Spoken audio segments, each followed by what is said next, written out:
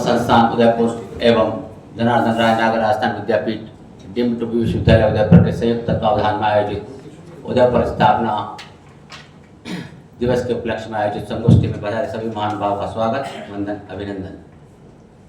भारतीय संस्कृति परंपरा अनुसार कार्यक्रम प्रारंभ करने से पूर्व मैं मंचासीन अतिथि आदरणीय कुलाधिपति श्री बी.एल. गुर्जर साहब, आदरणीय कुलपति पूर्व कुलपति प्रोफेसर उमा शर्मा साहब, प्रोफेसर विमल जी शर्मा साहब से निवेदन करता हूँ पधारे और माँ सरस्वती संबंधी प्रचरण एवं माल्यार्पण बढ़ा गया।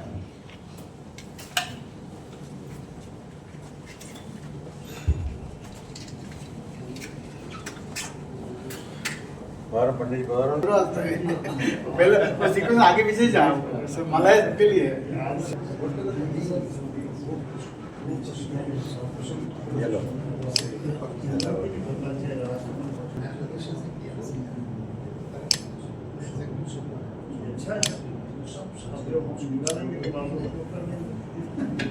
धन्यवाद।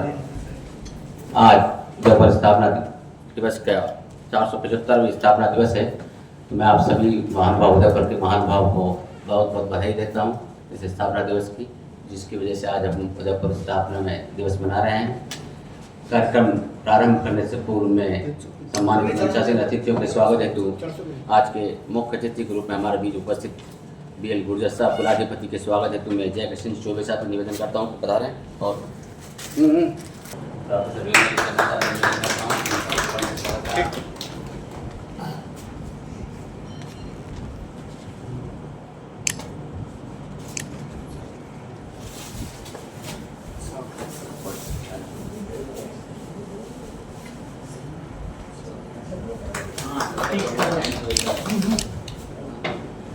हमारे बीच मुख्य वक्ता के रूप में उपस्थित डॉक्टर अजयनाथ पुरोहित के स्वागत हेतु मैं चौबे जी से निवेदन करता हूँ उनका पुनः स्वागत कराएं।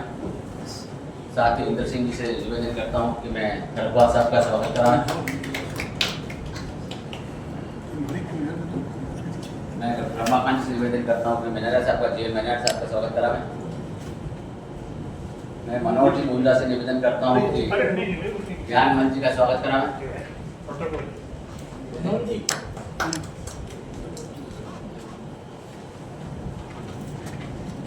मैं नारायण से निवेदन करता हूँ कि श्रीकृष्ण सुब्रू जी का स्वागत कराएं। शोएब से निवेदन है कि श्याम जी हमारे बीच उपस्थित हैं, उनका भी ऊपर स्वागत कराएं।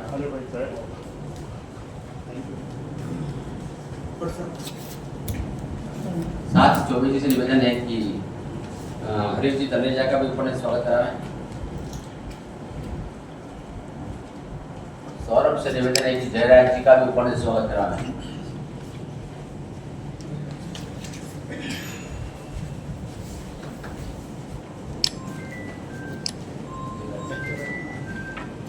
और संस्थान अध्यक्ष प्रोफेसर विमल जी शर्मा का साहब का मैं स्वागत करता हूँ। और मैं हमारे कार्यक्रम संयोजक क्योंकि ये रीढ़ की हड्डी आज के कार्यक्रम की रीढ़ की हड्डी मजबूत चाहिए। इधर आ जाओ थोड़ा सा, क्योंकि 4 दिन पहले कहा कि मैं करूंगा, बस ये जज्बा दिखाया। परिवार में हॉस्पिटलाइज होने के बावजूद आप यहाँ हैं, तो ये एक कर्तव्य निभाता है कि आप कितने कर्तव्य। इस स्वागत की परंपरा के पश्चात अपन कार्यक्रम को विधिवत प्रारंभ करते हैं और शब्दों स्वागत हेतु में संस्थान अध्यक्ष प्रोफेसर विमल जी शर्मा साहब से निवेदन करता हूँ पधारें और स्वागत करें। हम बड़े सौभाग्यशाली हैं कि हमने एकलिंग जी की पवित्र जगह उदयपुर में जन्म लिया है, और हो सकता था कि मेवाड़ की राजागिरी और होती तो ये उदयपुर होता ही नहीं, कोई और शहर होता।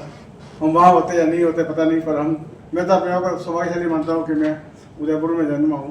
मेवाड़ तो बड़ा पर्यटक है, पर जो खासियत उदयपुर की है वो शायद अन्यत्र मेवाड़ में कम ही देखने को मिलती है।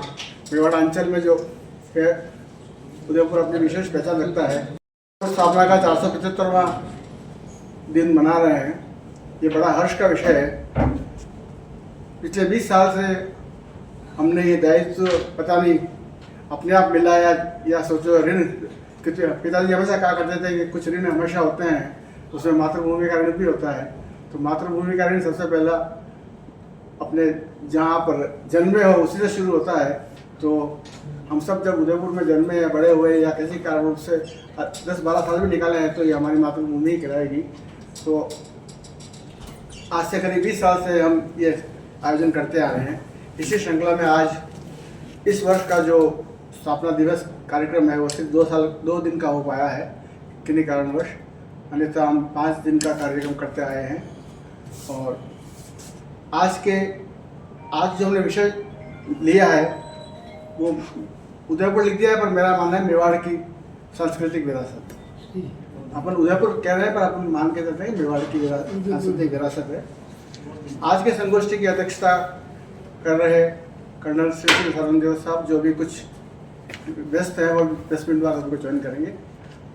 आप तो हमेशा हर कार्यक्रम के लिए ओपन ब्लैंक चेक की तरह रहते हैं कि जब चाहे तब साइन करा लो उनसे, भले वो कार्यक्रम यहाँ करना हो या भले वो श्रमजीवी महाविद्यालय में करना हो। हम साल में कम से कम 7 या 8 कार्यक्रम इन दोनों संस्थाओं में अलग अलग रूप से करते हैं। तो ये हमारे लिए कहना चाहिए एक बैकबोन इंस्टीट्यूट जो है लोकजन सेवा संस्थान के लिए, वो अगर कहा जाए कि विद्यापीठ है तो कोई अतिशयोक्ति नहीं होगी। और इसी परंपरा को कायम करते हुए जो आज हमारे मुख्य अतिथि के रूप में बैठे हैं कुलाधिपति भंवरलाल जी गुजर साहब, आप भी हमेशा आपने देखा होगा परसों भी कितने समय तक शुरू से लेकर अंत तक हमारे बीच में रहे। तो ये मानता है कि सहजता और कहना चाहिए कि फॉर द कॉज, इनको पता है कि कॉज सही है तो मैं हूँ। तो हमेशा हमने आपको भी हमारी संस्था के लिए जो हमने काम किया है उसके लिए हमेशा सहर्ष तैयार पाया है। तो हम आपका स्वागत और अभिनंदन करते हैं। आपके ही घर में आपका ही स्वागत कर रहे हैं पर ये कार्यक्रम भी आपका ही है। तो क्योंकि आप देख सकते हैं कि हमेशा एक कोलैबोरेटिव पार्टनर हमारे सब प्रोग्राम में विद्यापीठ रहा है। तो ये हमारा गौरव है कि आप हमेशा हमको इतना समय देते हैं और वृद्धि रखते हैं। आज के कार्यक्रम में हमारे अपने ही उमा शंकर जी शर्मा जो मेरे अग्रज हैं और MPUIT मानव प्रताप कृषि विश्वविद्यालय से कुलपति पद से सेवानिवृत्त हुए। आप भी लोकजन सेवा संस्थान से जब से जुड़े हैं तब से निरंतर हर कार्यक्रम में अगर उदयपुर में हैं तो वो अपनी उपस्थिति अवश्य दर्ज कराते हैं और कार्यक्रम के शुरू से अंत तक रहते हैं। ऐसा नहीं कि आए और हाथ लगाए और चले गए।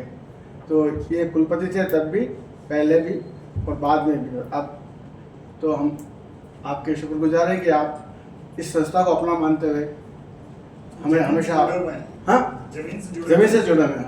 वही मैं कहना चाहता हूँ कि हमारे साथ प्रैक्टिकली कहा जाए तो जो भी है सब मन से ही जुड़ा है, हमने किसी को फोर्सफुली नहीं जोड़ा। तो इसी कड़ी में आज जो 3 वक्ता हमारे बीच हैं मैं उनका भी स्वागत करता हूँ, क्योंकि हमने कुछ समय पहले ही आपसे रिक्वेस्ट की थी कि इस टॉपिक पे आप कुछ बोलिएगा। तो राजनाथ पुरी साहब, ज्ञान जी सोनी और श्री कृष्ण जुगू साहब ने सहर्ष, क्योंकि आपका ऑलरेडी बहुत कुछ लिखा हुआ है, इसलिए लिखा हुआ होता है तो उसमें से कुछ मंथन करके 20 मिनट में बोलना कोई बड़ी बात नहीं है, पर एक क्रिस्प आइडिया सिंथेसाइज करना ही बड़ी चीज़ है। हम चाहेंगे कि आज भी हम ऐसी चीज़ लेके जाएं कि हम 20 मिनट ऐसा कुछ करें कि वापिस जब उसको मैं राइटअप बनाऊं तो लगे कि हाँ उस 20 मिनट में हमको शायद 5 या 7 घंटे का सार मिला। तो इन्हीं शब्दों के साथ आप तीनों जो आज मुख्य वक्ता है उनका स्वागत करता हूँ। हमारे बीच में और इतिहासकार भी बैठे हैं, जैसे आदरणीय मेहरा साहब विराजमान है, श्याम जी बरसा विराजमान है। आपकी मेरे को अभी भी याद है परशुराम जी पे जो पुस्तक लिखी हुई है, एकमात्र ऐसी पुस्तक है जो प्रमाणित हुई है कि तो और जीवन सिंह जी खड़गवाल को जब मैंने पिछले प्रोग्राम में सुना था तो मैं देखता रह गया कि ये 3 मिलियन ईयर्स बैक में जाएगा। और गुजर साहब को तो कहना पड़ा कि हम तो सोचते संस्कृति सबके गुरु हैं तो जब आप इतने अतीत में हमको ले जा सकते हैं तो हम तो आपको 475 साल पहले ले जा रहे हैं सर। बहुत बड़ी तो और आपसे पढ़े हैं ये सभागार में हमारे संस्था कैप्टन गिरिंद्र सिंह भी बता रहे हैं, आपका भी स्वागत है। पूर्व अध्यक्ष, हमारा उद्देश्य रहा है कि नगर के जो है ऐतिहासिक स्थलों से जो है आम जनता को जो है परिचित करवाया जाए। ये एक अभियान वर्षों पहले स्थापना दिवस प्रारंभ करने से ही हमने शुरू किया और बाद में इसका जिम्मा अक्षय लोक जन संस्था ने उठाया है और चौबे जी और विमल जी शर्मा साहब इसको बखूबी निभा रहे हैं।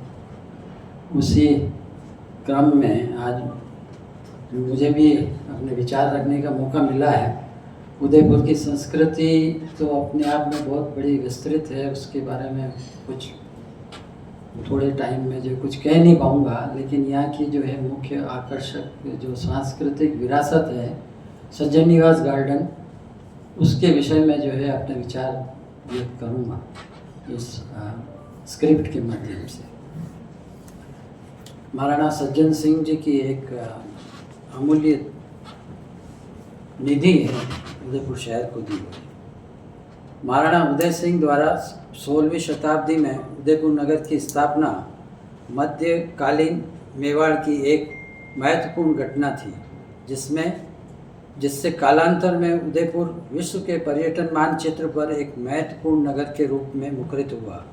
नगर के प्रमुख आकर्षण है यहाँ की झीलें तथा झीलों के प्राकृतिक सौंदर्य का आधार है इस क्षेत्र का पर्यावरण संतुलन। झीलों के चौं ओर विद्यमान वनस्पति बागवाड़ियाँ, वन्य जीव अभ्यारण्य तथा निर्माण कार्य नगर पर्यावरण इतिहास के साक्षी हैं, जिनका सूक्ष्म अध्ययन श्रेष्ठ पर्यावरण संतुलन काल को रेखांकित करता है। अशांति एवं अराजकता के काल में भी यहाँ के शासक झील निर्माण तथा उद्यान निर्माण के कल्याणकारी कार्य में अपना सहयोग करते रहे।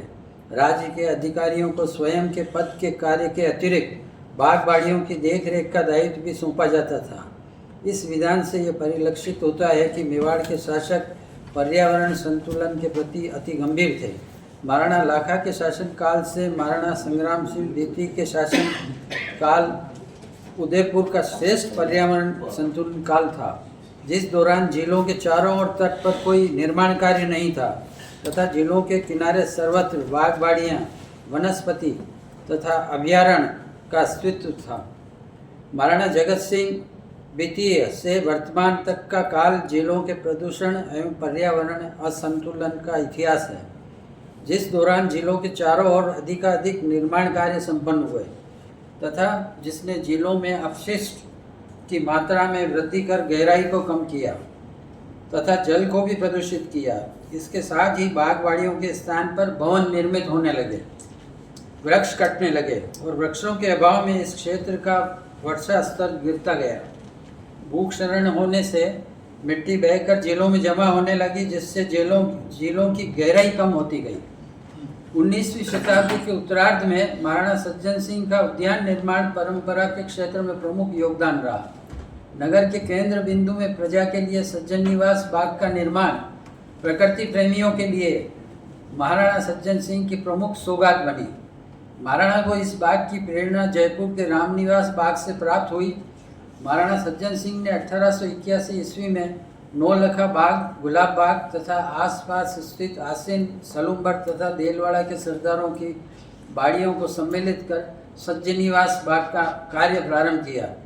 नौलखा बाग राजदादी चौहान जी की जागीर में था, उसे भी अवाप्त किया गया। प्रारंभ में इस बाग का विस्तार बड़ी पोल समोर बाग तक था, जो 400 बीघा भूमि में प्रस्तावित था, किंतु कालांतर में 66.5 एकड़ भूमि में प्रस्तावित इस बाग की योजना एवं निर्माण के लिए महाराणा ने मद्रास से एक यूरोपियन इंजीनियर T.H. स्टोरी को 300 रुपये प्रति माह वेतन पर बुलाया, जिसने 1882 से 1920 तक उदयपुर में रहकर इसका निर्माण एवं विकास का संवर्धन किया। 1881 ईस्वी में महाराणा ने पुराने बाग के परकोटे को तुड़वाकर सरदारों की बाड़ियों को भी इसमें शामिल कर योजना के लिए 15,625 रुपये 15 आने तथा 3 पाई के बजट की राशि स्वीकृत की। पिछोला झील के अर्जुन खुर्रे से पानी की नहर निकालने के लिए मोरियों का निर्माण हुआ। समोर बाग से नाथूलाल की बाड़ी तक पानी की नहर बनाई गई। कमल के फूलों के लिए पृथक से कमल तलाई का निर्माण हुआ। सहारनपुर, मद्रास, कश्मीर तथा विलायत से फलों एवं पुष्पों के बीज एवं पौधे मंगवाए गए और उन्हें बाग में बोया गया। फलों में आम, संतरे, अमरूद, अंगूर, जामुन, नींबू, बेर, रामफल, शहतूत, रायना, बोरसली, अनार, केले, खजूर, इमली, कोटबड़ी, करने, बेर, आड़ू, गोंदे, बिजोरे, चकोतरे, करुंदे, मीठा नीम आदि के वृक्ष उल्लेखनीय हैं। इसके अतिरिक्त नीम, बबूल, पीपल, वट तथा अशोक के वृक्ष भी लगाए गए, जो आयुर्वेदिक औषधियों की दृष्टि से गुणकारी वृक्ष है। पुष्पों में मुख्य रूप से गुलाब, मोगरा, चमेली, रात रानी, गेंदा, हजारी, कनेर, गुड़हल, बोगनवेलिया आदि के पौधे लगवाकर बाग को इनकी महक से सुवासित किया। 1888 से 1889, 1952, 1953 तथा 1982 में इस उद्यान में पुष्प तथा तरकारियों की प्रदर्शनियां लगी। 1892 में समस्त पौधों के नाम हिंदी और अंग्रेजी में लिखे गए। अनेक स्थानों पर फव्वारों का निर्माण करवाया जाकर इसे नंदन उपवन की संज्ञा से विभूषित किया गया। रियासती काल में नौलखा महल महाराणाओं की मनोरंजन स्थली रही। प्रतिवर्ष होली के दिन महाराणा राजमहल से होली खेलते हुए शाही सवारी के साथ गुलाबाग स्थित इस महल में पहुंचते, जहां राज्य के प्रधान की ओर से गोट का आयोजन होता, जिसमें महाराणा सम्मिलित होते और उत्सव और उल्लास के वातावरण में दिन व्यतीत करने के बाद पुनः राजमहल लौट आते। इसी नौलखा महल में सन 1882 में महर्षि दयानंद सरस्वती ने महाराणा सज्जन सिंह का आतिथ्य स्वीकार कर निवास किया। स्वामी जी ने यहाँ निवास कर भारतीय स्वाधीनता की भावना को जागृत करने के उद्देश्य से प्रसिद्ध ग्रंथ सत्यार्थ प्रकाश की रचना की। वर्तमान में राज्य सरकार ने इस इमारत को आर्य समाज को सौंप दिया है, जहाँ आर्य समाज ने एक अत्यधिक आध्यात्मिक संग्रहालय स्थापित किया है। इस संग्रहालय में स्वामी दयानंद सरस्वती के उदयपुर तथा राजस्थान के अन्य नगरों में निवास के दौरान क्रियाकलापों की झांकियों के चित्र जो है प्रस्तुत किए गए हैं। यह संग्रहालय सैलानियों के लिए खुला रहता है। इस इमारत के निकट कुछ दूरी पर विक्टोरिया हॉल स्थित है, जो वर्तमान में सरस्वती भवन पुस्तकालय के नाम से जो है प्रसिद्ध है। विक्टोरिया हॉल का निर्माण महाराणा फतेह सिंह ने क्वीन विक्टोरिया की स्वर्ण जयंती के उपलक्ष्य में 1887 में निर्माण करवाया था, जहां एक पुस्तकालय तथा संग्रहालय स्थापित किया गया। 1890 ईस्वी में इतिहासकार गौरीशंकर हीराचंद ओझा इस संग्रहालय के क्यूरेटर नियुक्त हुए। इस पुस्तकालय का लोकार्पण लॉर्ड लैंसडाउन ने 1890 में किया।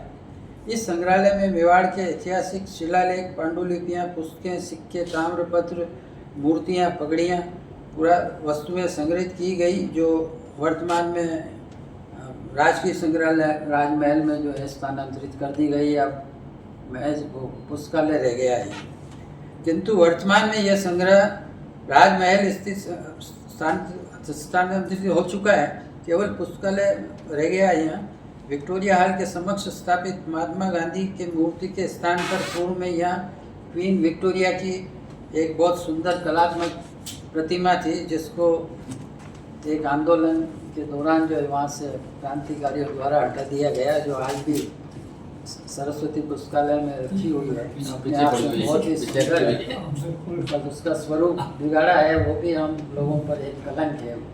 समझिए, मूर्ति का तो कुछ नहीं हुआ है, लेकिन नागरिकों के लिए एक शर्मनाक बात है। विक्टोरिया की रजत जयंती के उपलक्ष्य में महाराणा फतेह सिंह ने 1887 ईस्वी में प्रतिमा का शिलान्यास किया। 25,000 रुपयों की लागत से निर्मित इस प्रतिमा का अनावरण 1890 ईस्वी में प्रिंस एल्बर्ट विक्टर ने किया। वर्तमान में यह प्रतिमा पुस्तकालय भवन में रखी हुई है। इस उद्यान में क्रिकेट, फुटबॉल और टेनिस के मैदान का निर्माण हुआ, जहाँ ये ब्रिटिश अधिकारियों और मेवाड़ के जो सैन्य अधिकारी थे उनके मैचेस वगैरह होते थे। पंडित नेहरू का भी यहाँ भाषण हुआ था। तो अपने आप में बहुत ही शहर के बीच में सार्वजनिक स्थल के रूप में भी ये जगह काफ़ी मशहूर रही है।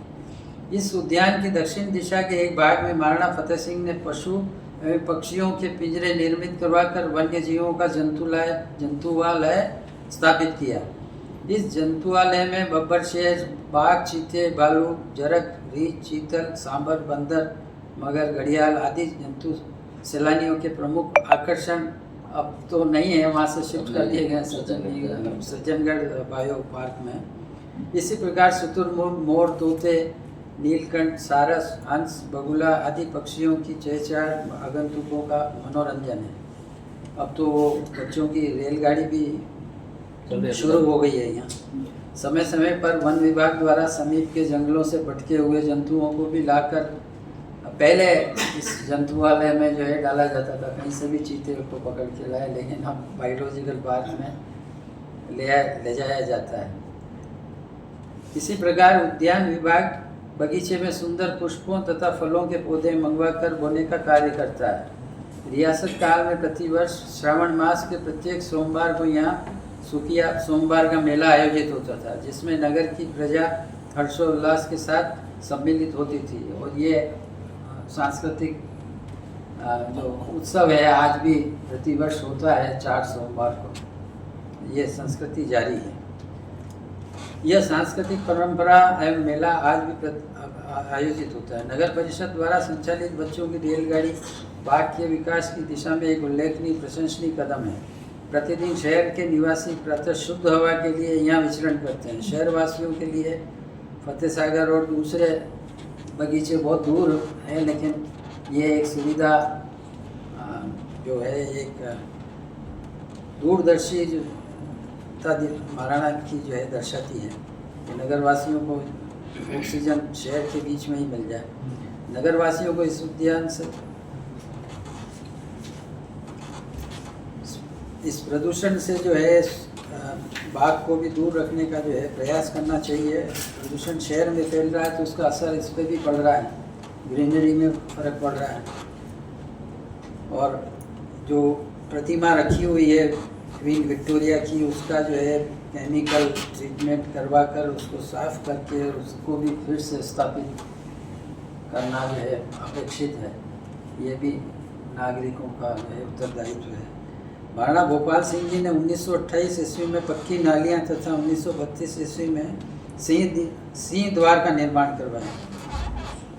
महाराणा भोपाल सिंह द्वारा निर्मित उद्यान के मुख्य प्रवेश द्वार सिंह द्वार का भी संरक्षण किया जाना चाहिए।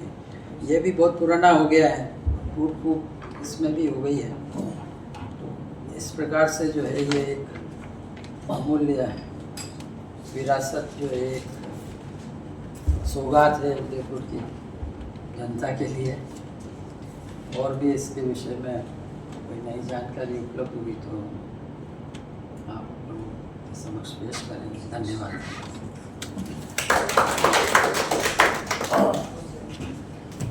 धन्यवाद सर। आपने उदयपुर के सज्जननिवास बाग से गुलाब बाग के नाम से भी जानते हैं, उसके बारे में विस्तृत जानकारी प्रस्तुत की। साथ ही आपने विक्टोरिया हॉल के बारे में भी जानकारी दी कि गौरी सिंह चंद ओझा उस पर नियुक्त हुए। कुछ पूर्व मेरे पिताजी से भी तो ज्ञात हुआ था कि पंडित अक्षय कीर्ति व्यास को भी इसका अधिकारी बनाया गया था गौरी सिंह चंद ओझा के बाद में उसमें उनको अध्यक्ष बनाया गया था इसका विभाग का। एक बात आपने और बताई कि समोर बाग से एक नहर के द्वारा गुलाब बाग का कमल तले में पानी आता है। जो समोर बाग में एक पुतली लगी हुई है, ये ऐसी पुतली लगी हुई है जो आज भी है वर्तमान में। अभी खींचा हुआ फोटो है, चले जाता पुरानी जब विचोला भरने के बाद में एक पुतली लगी हुई है जो उसका लेवल पूरा होता है, उसके घड़े में से पानी निकलना चालू हो जाता है और अंडरग्राउंड पानी गुलाब बाग के कमल तले में आता है। वो आज भी आ रहा है, परंतु अभी कमल तले का तो सत्यानाश हो चुका है क्योंकि उसमें टाइल लगा दी गई है तो बिल्कुल खराब हो चुकी है वो। इस गार्डन के सुपरिटेंडेंट थे गार्डन को मेरे ताऊजी थे दिव्येंद्र शर्मा। दिव्येंद्र शर्मा गार्डन सुपरिटेंडेंट थे गुलाब बाग के मेरे ताऊजी। तो उदयपुर की सांस्कृतिक विरासत बहुत ही अमूल्य है, इसको हमें बचाए रखना है। और हवा दी वहाँ इच झमर उठा से और वहाँ जाना, उस जगह पर जाना मेरे ख्याल से हर प्राणी का धर्म है अपने बच्चों को दिखाना कैसे हवा यहाँ से निकली। और दूसरी बात है कि इस धरा ने जो कमाल किया पिछले 5,000 साल के धातु विज्ञान में जो प्रयोग किए, धातु बनाई, उसमें एक ऐसी धातु बनाई कमर्शियल स्केल पर जिसको दुनिया जानती नहीं थी और उसको बनाना असंभव जैसा था। ऐसी धातु को आवाज थोड़ी कम आ रही है। रोटियां कम खाई। दूसरी जो महत्वपूर्ण बात है कि ऐसा कहते हैं कि हमने प्राइड की चीज़ क्या है, तो मेरे देश में जो दुनिया को साइंस में कंट्रीब्यूशन किया, उसका एक बहुत महत्वपूर्ण अध्याय यहाँ से आता है, इस धरा से आता है, वो है जस्ते का। जस्ता 1740 तक दुनिया में मालूम, 1736 तक दुनिया में मालूम नहीं था। हमारे यहाँ वो कमर्शियल स्केल पर पिछले 800 साल से बन रहा था और 1736 में वो इंग्लैंड में बनना शुरू हुआ। 1738 को उन्होंने उसको पेटेंट भी कर लिया, महादुष्ट लोग। जस्ता बिल्कुल। और असल में वो जस्ता सिर्फ 800 साल नहीं, उससे बहुत पहले से बन रहा था, क्योंकि आप सब लोगों को ठीक से मालूम है, मेवाड़ में जो धातु बन रही थी वो तो 5000 साल से बन रही थी, पर यहाँ जो पुरानी खाने हैं, चाहे वो दरीवा हो, जावर हो, जावर में अकेले ही जो है 400 BC से करीब 2300-2400 साल से जो है धातु का खनन हो रहा था। उसके पक्के प्रमाण हैं। प्रमाण इसलिए भी हैं क्योंकि वो जो जावरमाला की पहाड़ी है, उस पहाड़ी में जो जस्ता है उसका खनिज आसानी से तोड़ के अलग किया जा सकता है, क्योंकि वो पेल येलोइश ब्राउनिश दिखता है, उसको लेड से अलग किया जा सकता है। इसलिए वो उन्होंने जावरमाला में पहले खनन शुरू किया। उसी की डेट 400 BC पर जाती है। दूसरे भी हैं, पर मैं उस डिटेल में नहीं जाऊंगा। पर 4th सेंचुरी BC से लेके 12th सेंचुरी AD तक की हमारे पास अभी भट्टियां नहीं है, डेट्स नहीं है। हमको मर तर के काम करना है, ढूंढना है वो अवशेष कहाँ है। 12वीं शताब्दी से कमर्शियल स्केल पर जस्ता बन रहा था। इसका 100% प्रमाण है, पूरी दुनिया मानती है। दुर्भाग्य फिर भी ये है कि उसका पेटेंट वहाँ हो गया। फिर भी दुनिया के लोग मानते हैं कि जस्ते का ज्ञान भारत से आता है। इसको हमको जोर से गाना है, हमारे पाठ्यक्रमों में नहीं गाया जा रहा है, इसको अपने बच्चों को सिखाना है। ये गौरव की बात है। इस साइंस एंड टेक्नोलॉजी में कमाल था जो किया हमारे, क्योंकि ये तो उड़ जाता है ना, गर्म करते हैं तो आप कैसे हमारे लोगों ने टैप किया उसको। अब 2 दारुओं को मत देना होता है, क्योंकि तकनीक दारुओं वाली लगाई, डिस्टिलेशन की लगाई उसको टैप करने के लिए। मैं उस डिटेल में अभी नहीं जाऊँगा क्योंकि बहुत लंबा विषय है। तो दूसरी बात, तीसरी बात है, दुनिया के कुछ हिस्से हैं जहाँ पशुपालन शुरू हुआ, धातु शुरू हुई और खेती शुरू हुई। ये जमीन उनमें से एक है। तो इसको भी हमारे लोगों ने, इस अध्याय को भी गाया नहीं है, इतिहास में भी नहीं गाया गया है। इसको गाने की जरूरत है। प्रमाण सब आसपास में है। मैं इस पर नहीं कह रहा हूँ क्योंकि उन्होंने मुझे फंसा दिया सुबह में। मुझे अपेक्षा नहीं थी कि मुझे यहाँ फंसा देंगे आज। तो मैं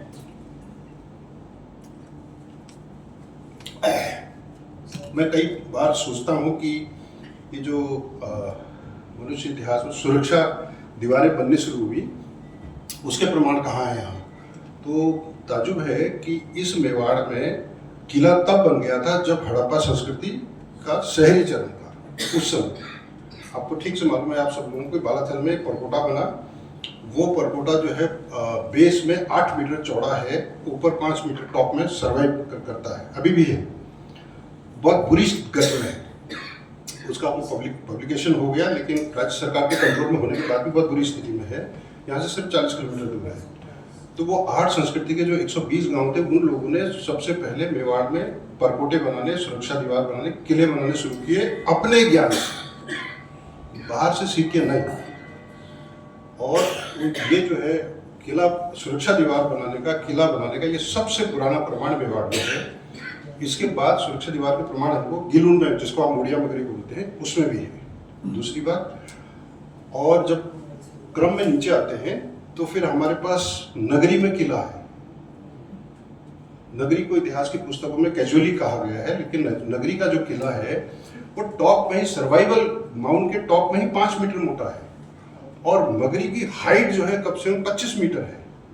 तो यदि 20 बेस से यदि किला सर्वाइवल पर 25 मीटर की हाइट पर 5 मीटर है, तो आप समझ सकते हैं उस किले का वॉल्यूम कैसा हुआ। कौशाम्बी से भी ज़्यादा जबरदस्त होगा। दुर्भाग्य है कि हमने उसको खुदाई नहीं हो पाई, उसको काम नहीं हुआ। और आश्चर्य की बात यह है कि उस नगरी के ऊपर आज भी पाषाणकालीन औजार पड़े हैं आसपास में नगरी, क्योंकि नगरी के जो लोकेशन है उसके आसपास में पाषाणकालीन स्थल है। तो अभी हम कुछ दिन पहले जब नगरी के माउंट पर घूम रहे थे तो हमको काफ़ी सारे औजार मिले। हम उनको पुरातत्व विभाग के लोगों को दिखाए, भाई हाँ संभाल के रखना, ये कभी लोग आए तो दिखाइए उनको। तो उस इलाके में 10, 15, 20 लाख साल पहले लोग रहते होंगे, उनके औजार हैं। तो ये दूसरा चरण है तकनीक और कालक्रम के दृष्टिकोण से। नगरी में जो किला है वो दूसरा है कालक्रम, क्योंकि बालाथल का जो परकोटा है वो 4350 से 25 साल पुराना है, मतलब 4500 साल पुराना है। ये नगरी वाला 2200 साल करीब पुराना है। उसके बाद क्रम में यदि टेक्नोलॉजी में कालक्रम में नीचे आते हैं तो फिर हमारे पास नगरी के बाद जो सुरक्षा दीवारें हैं वो कहाँ हैं हमारे पास? चित्तौड़ में है, कुंभलगढ़ में है, आपके पास उदयपुर का शहर कोट है। आप आसपास में जितने सुरक्षा दीवारें देखते हैं उनमें से दो बहुत शार्प डिफरेंस वाली सुरक्षा दीवारें हैं। एक जिसको आप कुंभलगढ़ में घुसते ही, जिसको आप हल्ला पोल पर जाते हैं, वह जगह पर जो सुरक्षा दीवार है वो पूरे कुंभलगढ़ में जो दीवार है उससे बिल्कुल भिन्न है। उसमें सुर्खी नहीं है, प्लास्टर नहीं है, कुछ भी नहीं है। चित्तौड़गढ़ के बाहर, फोर्ट के बाहर जो ओल्ड फोर्ट वॉल है वो भी उसी तर्ज की, एग्जैक्टली वही तर्ज की दीवार। झामर कोटड़ा में एक किला है, झामर कोटड़ा में जहाँ इंस्ट्रूमेंट लाइट का पार्क है उसके जस्ट अपोजिट पहाड़ी पर एक किला है जिसको गढ़ देवी कहते हैं। हम लोगों ने उसका सर्वे करके उसको डॉक्यूमेंट किया है। और ऐसा जनश्रुति है कि वो चित्तौड़ से महाराणा उदय सिंह वहाँ आए, उन्होंने वहाँ वो किला बनाया, बाद में वो उदयपुर शिफ्ट हुए, वो भी वही तर्ज पर है। अब ये जो अर्ली स्ट्रक्चर्स हैं इनमें पैरापेट नहीं है, गोल स्ट्रक्चर्स भी नहीं, मिसिंग है, और दीवारों की संरचनाएं जो है समान है, कोई सुर्खी नहीं है, कोई मसाला नहीं है। ये एक अर्ली फेज है। उसके बाद एक दूसरा फेज आता है जब आपको कुंभलगढ़ का जो स्टोर किला दिखता है, जिसमें या चित्तौड़ का किला दिखता है, या जितने भी किले 15वीं 16वीं शताब्दी में यहाँ पर बने वो स्ट्रक्चर्स हैं। उनके साथ एक और इंटरेस्टिंग फेज है जो उदयपुर के शहर कोट के पहले का है। वो है जब आप लकड़वास पर होते हैं, वो पहाड़ी के ऊपर दूसरी ओर भल्लो का बड़ा गांव है, उस पहाड़ी के ऊपर एक किले के अवशेष हैं जिसको कंप्लीटली नष्ट कर दिया गया, सिर्फ वहाँ प्रवेश द्वार बचा हुआ है उसका। और 1968 के टुकुसीट में जो है उसका प्लान छपा हुआ है और हमने उसको रिकॉर्ड किया। वो देवड़ा राजपूतों का किला है, वो है जो उदयपुर के शहरकोट बनने से पहले का है। फिर बना उदयपुर का शहरकोट, उसकी तो रामायण आप जो है आपके रग रग में है, उसको तो मुझे बोलने की आवश्यकता नहीं है, लेकिन वो कंस्ट्रक्शन कर्ण सिंह जी के समय पर सबसे ज्यादा हुआ। उसके बाद मराठों के आक्रमण के समय एक नया फेज जोड़ा गया, जिसको भी आप लोग मुझसे ज्यादा जानते हैं, जो गढ़ियां बनी, अम्बागढ़ बना, टेकरी पर बना, सूरजगढ़ बना, या फिर शास्त्री सर्कल पर जो सारनेश्वर बना। ये भारत के डिफेंस स्ट्रक्चर में एक नायाब नमूना है। ऐसा फीचर कहीं नहीं मिलता है। जब फोर्ट वॉल के बाहर एक सर्टेन डिस्टेंस पर वॉच टावर बनाए, और वॉच टावर का वॉल्यूम बहुत बड़ा है। वो कितना इंटरेस्टिंग आर्किटेक्चर है सिटी का। बाहर के जो सिटी वॉल है जिसको आप दीवारी वाला या ये वो तो पहाड़ी को ही वॉल की तरह यूज किया, डेकोरेशन में गेट बनाया। आउटर वॉल हो गई अपने आप, इनर वॉल आपके शहर कोट हो गया, सबसे अंदर आपका फोर्ट था ही सिटी पैलेस के चारों ओर। लेकिन उस शहर कोट के बाहर जो गढ़ियां बनाई वो आर्किटेक्चर में नया एक्सपेरिमेंट था। तो इसको ये बहुत अच्छे से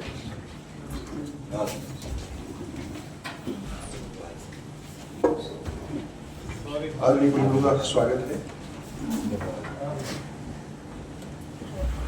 तो भारत के जो सामरिक आर्किटेक्चर है उसमें ये जो गढ़ियां एक नायाब नमूना है, और हमने इसको पब्लिश किया। तो यदि हम सुरक्षा दीवारों का, किले बनाने का जो स्टोरी इतिहास देखते हैं मेवाड़ में, तो वो अपने आप में बहुत नायाब है। और सारे के सारे फेज यहाँ अवेलेबल हैं। ब्रॉन्ज एज यहाँ अवेलेबल है, हिस्टोरिक फेज यहाँ अवेलेबल है, medieval phase, early medieval phase यहाँ अवेलेबल है, लेट मिडिवल फेज यहाँ अवेलेबल है, प्री मॉडर्न फेज भी अवेलेबल है। तो मेरे ख्याल से सारे के सारे स्टेज जो है डेवलपमेंट के साथ हैं। और जैसे जैसे ग्रेजुअली समय बढ़ता है तो उसमें एक बहुत मेजर चेंज होता है। मेजर चेंज क्या होता है, जो अर्ली फेज है स्ट्रक्चर से आप नगरी वाला फोर्ट पकड़ेंगे या बालाथल का पकड़ेंगे, उन्होंने क्या किया basically they are mud ramparts, उसको they are veneered on either side by stones. जब बालाथल का जो डिफेंस स्ट्रक्चर था उसमें अंदर और बाहर 1-1 मीटर मोटी वॉल है पत्थर की, और अंदाज कीजिए कि 5000 साल पहले लोग कितना मिट्टी लाए होंगे, कैसे लाए होंगे, इतने पत्थर तोड़े कैसे होंगे उन्होंने, यहाँ तो थे नहीं, लोहा तो था नहीं। तो उन्होंने वो डिफेंस स्ट्रक्चर जो बनाया बेस में 8 मीटर चौड़ा, 3.5 मीटर हाइट पर बचा हुआ है अभी भी, और 1-1.5 मीटर ऊंचा और होगा वो, और उसके दोनों ओर 1-1 मीटर मोटी पत्थर की दीवार है। Same architecture, same planning, same construction pattern नगरी का, और उसमें ड्रेस्ड स्टोन्स, ये फर्क हो गया। वहाँ ड्रेस्ड नहीं थे, अब ड्रेस्ड हो गए। उसके बाद आप मिडिवल फेज में आ गए तो फिर ड्रेस्ड स्टोन्स मिलने लगते हैं, बहुत फ्रीक्वेंटली यूज होते हैं।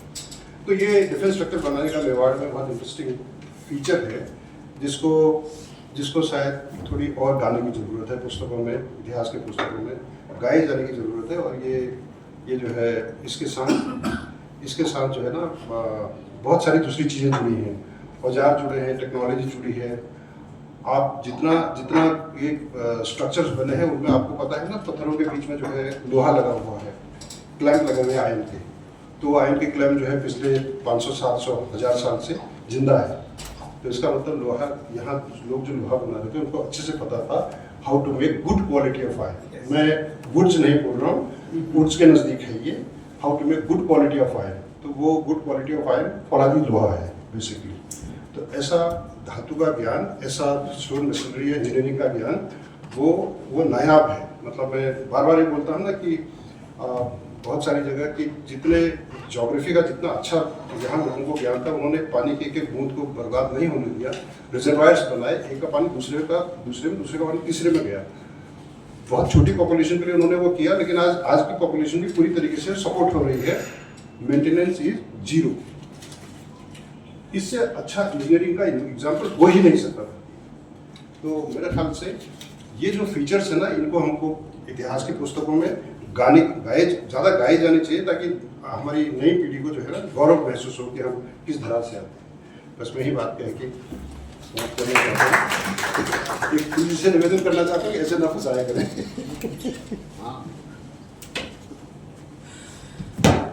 धन्यवाद सर, आपने उदयपुर स्थापना से पूर्व उदयपुर की गतिविधियों के बारे में जानकारी प्रस्तुत की, और उदयपुर की जल व्यवस्था, इंजीनियरिंग व्यवस्था स्थापित कराने के बारे में जानकारी प्रस्तुत की। एक ही नदी। आदरणीय खरगवाल जी ने बहुत सुंदर बातें कह दी, मैं तो सुनते ही रह जाता हूँ। कई बार इच्छा होती है सर कि इनकी स्कूल में हम लोग अध्यापक हो जाएं, क्योंकि जिस नगरी का ये उल्लेख कर रहे थे वो मेरी जन्मभूमि से दूर नहीं है, बिल्कुल बगल में ही। और जिस बालाथल का ये उल्लेख करते हैं वो मेरा ससुराल है, यानी वल्लभ नगर। तो मुझे बड़ा, पहली बार ही हम लोग गए थे वहाँ, मैं और आदरणीय पांडे जी, देव कोठारी जी भी थे।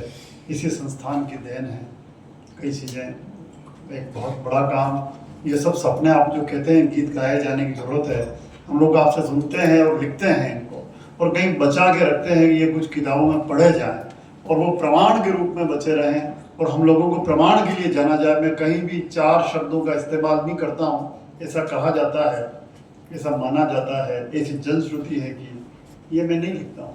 मैंने कसम ले रखी है, जनश्रुति और ये सब अटकलें होती, ज़्यादातर अटकलें होती, 99% एक जगह से ही लग जाए। हाँ, एक जगह अटकल हमने लगाई, यहाँ से मैं बात शुरू करूँगा।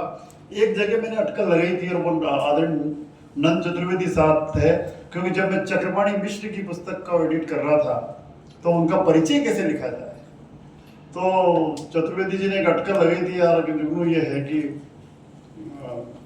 ये मिश्रों की पीपली जो है ना, मेवाड़ में तो मिश्रों का एक ही गांव है, तो मिश्रों की पीपली में तो वो अपने पिता का नाम उग्र मिश्र लिखता है, और नंजे को याद था वो डूंगर मिश्र है।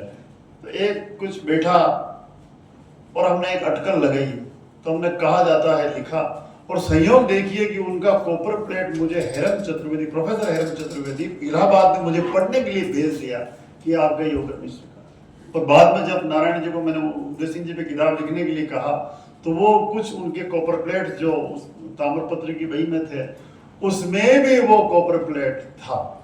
वो जो अटकल थी वो इतनी गंभीर, यानी कड़ीबद्ध हो गई कि बाद में वो प्रमाणिक हो गया कि चक्रपाणी मिश्र का गाँव। मिश्रों की टीम। तो कभी कभी ये बहुत बड़ी बात ईश्वर ने कृपा की थी, वो बच गई, बाकी तो हम लोग उड़ जाते थे। तो यहाँ से मैं बात शुरू करता हूँ। उदयपुर एक ऐसा शहर जो खतरों के बीच, कई सारे खतरे, उन खतरों के बीच खेलते हुए संकल्प के धनी महाराणा उदय सिंह जी और उनके साथ सूत्रधार राजा भारद्वाज, कल मैंने नाम लिया था, वो एक ऐसा सूत्रधार जिसके पितामह सूत्रधार मंडन, चाचा महापुत्र भी जो है वो सूत्रधार नाथा, और उसके जो गोविंद सूत्रधार मंडन के बेटे। ये एक ऐसा खानदान था जो वास्तु के उन सिद्धांतों को जानता था कि क्या कुछ किया जा सकता है, क्या कुछ हो सकता है। इस मेवाड़ को उन्होंने जितनी खूबसूरती से देखा और जिस तरह से उन्होंने पाया और जैसा भी बनाया, चित्तौड़ में यदि सूत्रधार जेता और उसके पुत्र और सूत्रधार नारद, सूत्रधार लाखा, ये सब सकल कला निधि, इनके आगे की जो उपाधियां थी वो सकल कला निधि। महाराणा कुंभा का काल तो सबसे स्वर्णिम है, और सूत्रधार मंडन की देन कुंभलगढ़ जैसा किला, और उसके जो बाद में राजा के जो पुत्र हैं वो भूधर, और जिन्होंने जगदीश मंदिर बनाया। आप देखिए, ये वो लोग थे जो वास्तु क्या होता है। जब भूधर इतना वयोवृद्ध हो चुका था कि राज रत्नाकर पुस्तक देखिए आप, तो जब राणा राज सिंह जी ने उससे पूछा कि ये गोमती बंधती क्यों नहीं है, मुझसे पहले उदय सिंह जी तो यहाँ बसने वाले थे। और तासोल का जब मैंने कॉपर प्लेट पढ़ा तो महाराणा उदय सिंह जी का तासोल कॉपर प्लेट, क्योंकि वो अपनी राजधानी जब स्थापित कर रहे थे तो उनका चयन, आज आपने जामर कोटड़ा कहा है, मैं उसमें तासोल में जोड़ रहा हूँ कि वो पहले वहां बसती है।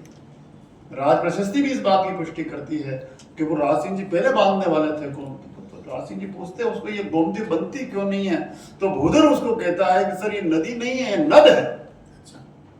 नद, हिंदुस्तान में नद, ब्रह्मपुत्र नद है, सिंधु नद है, और ये हिंदुस्तान वो है जहां ब्रह्म मुहूर्त यदि ब्रह्मपुत्र पर होता है तो संध्या सिंधु पर होती है, और जहां दो नदियों का संगम है, मध्याह्न है, वो उदयपुर की रचना है। ये उदयपुर की रचना, दो नदियां। इस तरह का जो जानकार था वो भूधर था, एक ऐसा व्यक्ति, ऐसे लोग जिन्होंने जगदीश मंदिर की बुनियाद रखी, और एक ऐसी तामीर जो आज तक मेरू मंदिर के रूप में, जगदीश जैसा मंदिर इस देश में नहीं है। कल भी मैंने ये बात कही थी, मैं कितने ही मंदिर, मैं कंबोडिया तक के मंदिर पढ़ा गया है, लेकिन मुझे लगा कि इस जैसा मंदिर वैज्ञानिक भाव का बना हुआ, जो एक तरह से तो कॉपी है एकलिंग जी के मंदिर की, लेकिन इसमें पूरा नवाचार है। नीचे से आप स्तर से लेकर देखिए, पूरा यंत्र जगदीश का यंत्र, एक ऐसा शांति काल और एक ऐसी रचना।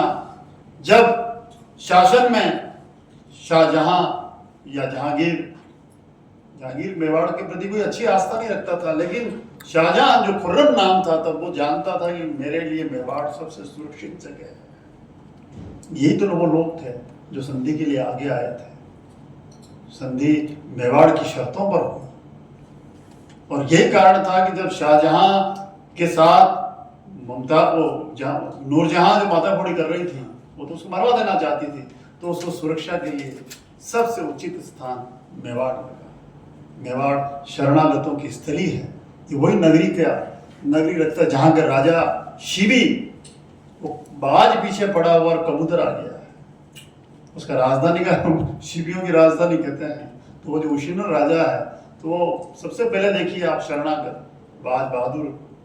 मेवाड़ तो शरणागतों की स्थली है। राम शाह तो उनको लगा कि हम मरेंगे तो मेवाड़ के मुहाने से मरेंगे, श्रेय मिलेगा, स्वर्ग मिलेगा।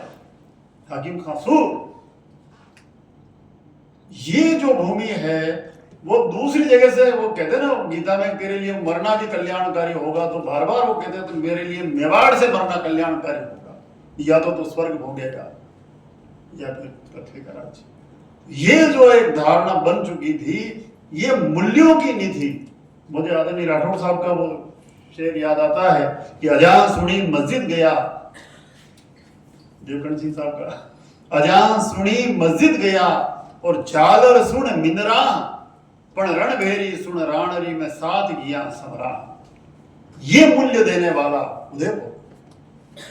जब मैं बड़ी पाल का वो शिलालेख देखता हूं तो वहां जो लिखा हुआ तुर्की अक्षरों में, वीर विनोद में वो अभिलेख छपा है, हालांकि वो खंडित है वीर विनोद में, क्योंकि उसमें जो श्लोक था वो खंडित दिया। वो श्लोक राजवल्लभ मंडनम का आखिरी श्लोक है, उन्होंने पकड़ लिया था उसको, ये तो क्योंकि वो भूधर का जो पुत्र था हमीर, वो हमीर ने लिखे हैं, और तुर्की जो अक्षर हैं उर्दू में नस्तलिक लिपि में वो अलग, तो हमने पकड़ लिया उसको कि ये वो लिखा कि इस बिल्डिंग की तरफ, इस इमारत की तरफ नस्रमन लिल्लाह फतेह करीब जो लिखा, और उसके बाद लिखा कि इस बिल्डिंग की तरफ जो भी बुरी नजर डाले वहां को पेट दुख है। सब मिल के इस उदयपुर की सुरक्षा के लिए कितनी दीवारें खड़ी की गई, कितनी आस्थाएं खड़ी की गई, कितने विश्वास खड़े किए गए। 52 भेरू और 64 जोगणी की मान्यता आप देखिए, गवरी में जब भी वो बनता है ना तो वो कहते हैं कि महारानी किलो ने राखना। इस पूरा का पूरा देश जिस उदयपुर से सीखता है, वो उदयपुर की साख इतनी ज्यादा है कि जयपुर वालों को बाद में ईर्ष्या हो गई, तो उन्होंने नाम पर सवाई कर दिया, जबकि उदयपुर तो पहले ही सवाया था। अटे सिक्को भी हवायो सिक्को, यानी सतराना।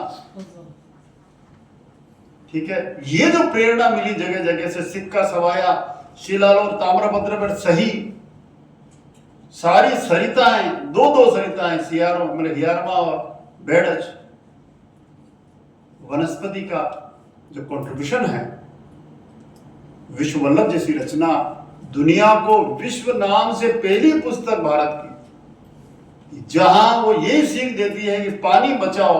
सरकार आज क्या कर रही है? पेड़ लगाओ, विश्व वल्लभ कह रही है, पानी बचाओ, पानी बह नहीं जाना चाहिए, पानी की हर बूंद, और कम खर्चे में। आज तो सबसे अधिक खर्चा हो रहा है, कम खर्चे में बांध बनाने का जो काम है, पहला सबसे पहले इस उदयपुर ने इस संसार को जो दिया, और बाद में जो जल संयोजन संधि दे दी।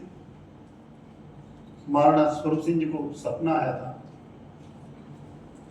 और सिसारमान एक औरत आई उनके सपने में और कहा था कि हमारा तो गंगा जी जाना,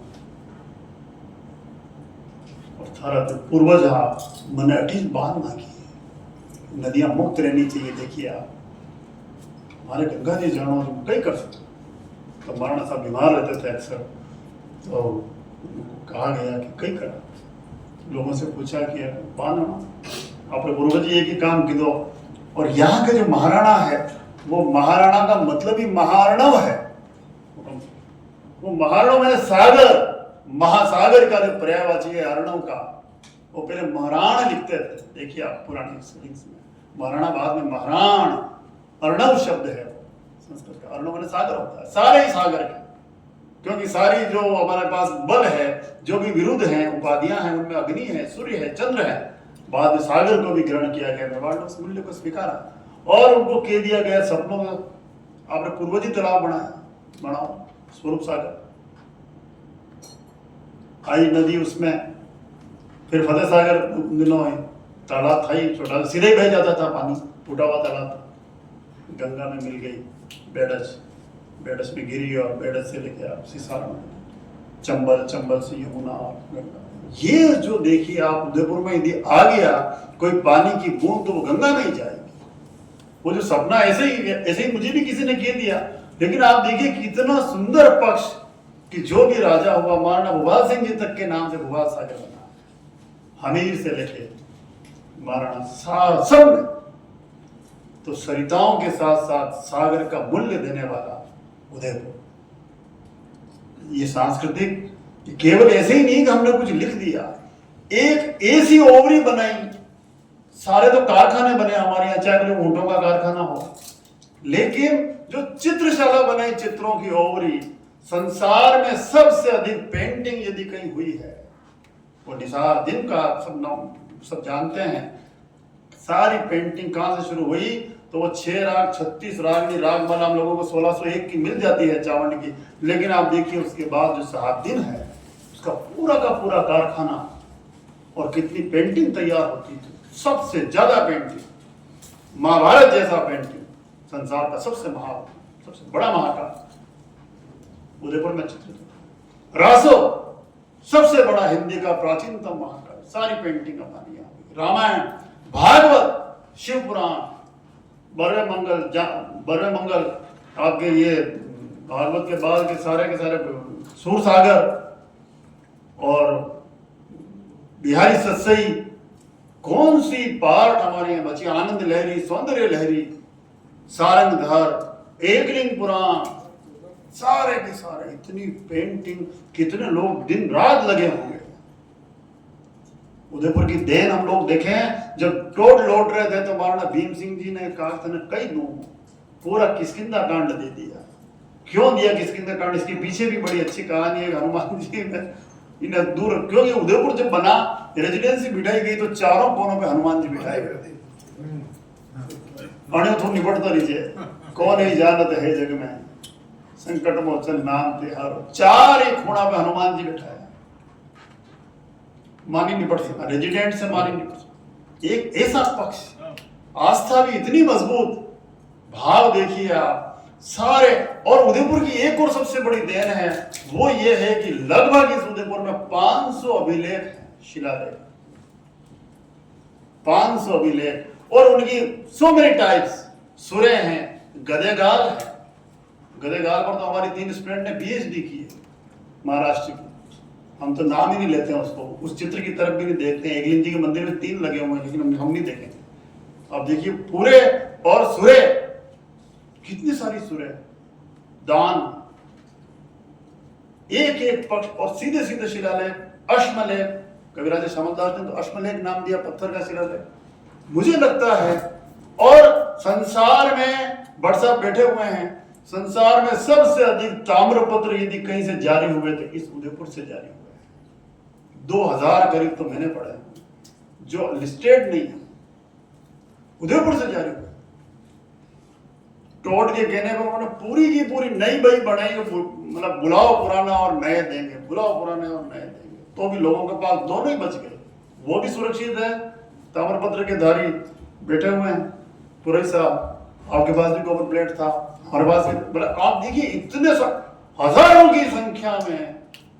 संसार में सबसे अधिक दान यदि कहीं दिया गया, चाहे ग्राम दान हो, भूमि दान हो, खेत दान हो, और एक सबसे अच्छा दान था जिसकी शिव पुराण में, शिव धर्मोत्तर पुराण में, भविष्य पुराण में, याज्ञवल्क्य की स्मृति में कई जगह बड़ी महिमा है, वो है उभयमुखी दान। कॉपर प्लेट देके उभयमुखी का दान किया गया। ऐसी गाय जो ब्याह रही हो तब जमीन दान कर रहे, ऐसा दान। मुझे लगता है इस उदयपुर की अपनी सांस्कृतिक महत्ता, अपनी गरिमा इतनी ज्यादा है। और जैसे चित्रकला का काम हुआ, वैसे ही जो प्रामाणिक ग्रंथ थे उनकी कॉपियों का काम यहाँ हुआ।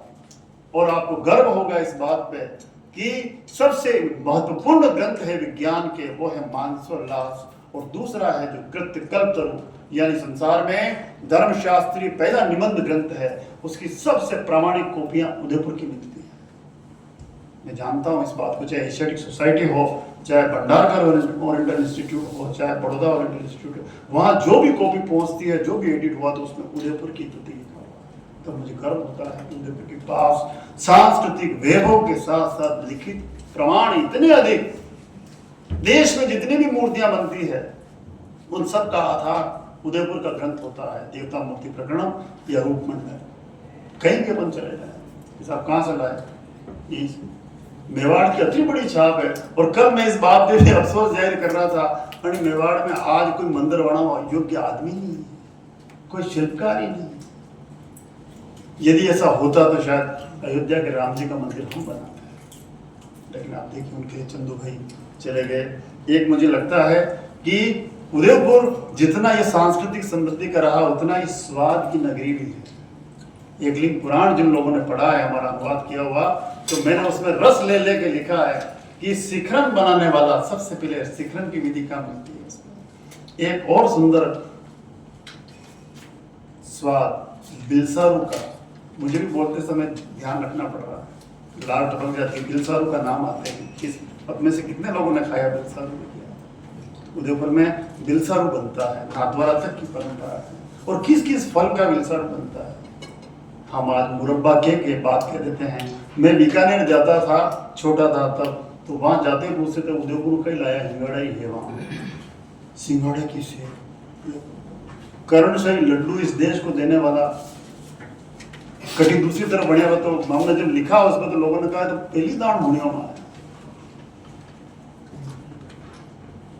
जब बधाई में लिखता है कि मुझे गोविंदा की केरी 15 दिन तक खानी पड़ी और हमें पेचिस हो गया, कई खाई सके। राणा उमर का जो पेड़ है, सारी समृद्धि जेम्स टोड लिखता है, जो शहद उदयपुर के पास होता है संसार में कहीं नहीं। शहद की गुणवत्ता सबसे पहले देता है। पश्चिम भारत की यात्रा, मुझे लगता है बहुत सारे पक्ष इस उदयपुर ने जो संस्कृति को दिए हैं। सिंगाड़े की सेव हो गई, कोफ्तकारी या कलाकारी में खिलौने तो खत्म हो गए। हमने परसों खिरनी का पेड़ देखा था पहली बार, खिरनी का पेड़ ही नहीं। क्या बचा इस उदयपुर में? फालसा नहीं, पेड़ नहीं, रियाणा नहीं है, कहां चले? ज्ञान प्रकाश जी साहब बैठे हुए हैं, सारी की सारी पक्ष किस तरह से रियाणा खाने के लिए स्कूल के दीवारें लांग जाते थे। मुझे लगता है सिसोदियों को देने वाला, शीशों को देने वाला, जस्ता को देने वाला सिसोदियों को भी इसी देश ने दिया। कटे भी जाओ आप भारत में, कटा का साहब उदयपुर आया था, मेवाड़ में आया था, सिसोदिया कटा का भी वो मेवाड़ से आए हुए हैं। 17 आना सिक्का दिया है, सरोवर और सहेलियों की बाड़ी दी है, सही जैसी विरासत दी है। 6 राग 36 रागणी, सबसे सुंदर पेंटिंग्स पूरे देश में, जिसकी दक्षिण शैली से लेके कांगड़ा तक में जो काम हुआ है, मुझे लगता है उदयपुर सबके लिए आदर्श हैं। मैं राजशेखर जी व्यास को भी याद करता हूँ, जिनका थीसिस तो इसी पर था, बाबा का, है ना। हमने उनकी सारी बारी बारी चीजें हमने उनसे लिखवाई भी थी। मुझे एक और पक्ष याद आता है, वो था कि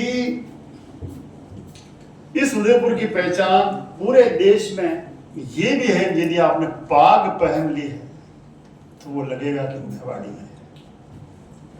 सम्मान कहीं भी होता है, पाग, महाराणा कुंभा की झालरिया पाग भीलों के गीत में आता है। झालरिया पाग से लेके अमरशाही, भीमशाही और लास्ट में अरविंद शाही तक की पाग, देखिए आप कितना आविष्कार इस उदयपुर ने हम लोगों को दिया है। पेच जोधपुर का साफा होगा, लेकिन पाग है तो हमारी पाग, और इसने मूल्य दिया पगड़ी बदल भाई वाला।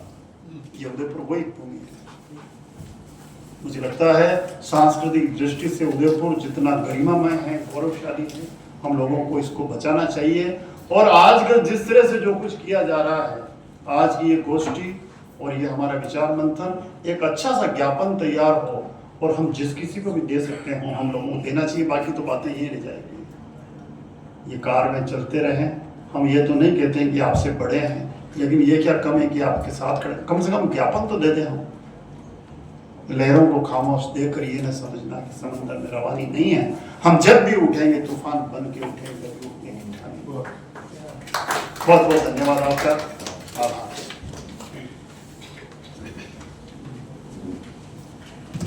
धन्यवाद चंदू साहब, आपने उदयपुर की सांस्कृतिक विरासत के बारे में बताया। आपने लास्ट में जनश्रुति से हुई है, उसके बाद उन्होंने पुरातत्व विभाग से, जब भी पुरातत्व क्षेत्र से उन्होंने उसको प्रमाणित किया है। मैंने इसी सेंस में बात कही थी, वो जनश्रुति किस तरह से प्रमाणित होती है। मूल तो जनश्रुति है, उसको अपने को स्वीकार करना पड़ेगा सर, उसके बाद हम आगे बढ़ेंगे तो उसको प्रमाणित किया जाएगा। इसी रूप में कई बात मैंने भी अटकल लगाई, और किस तरह से प्रमाणित हुई। बहुत बहुत धन्यवाद।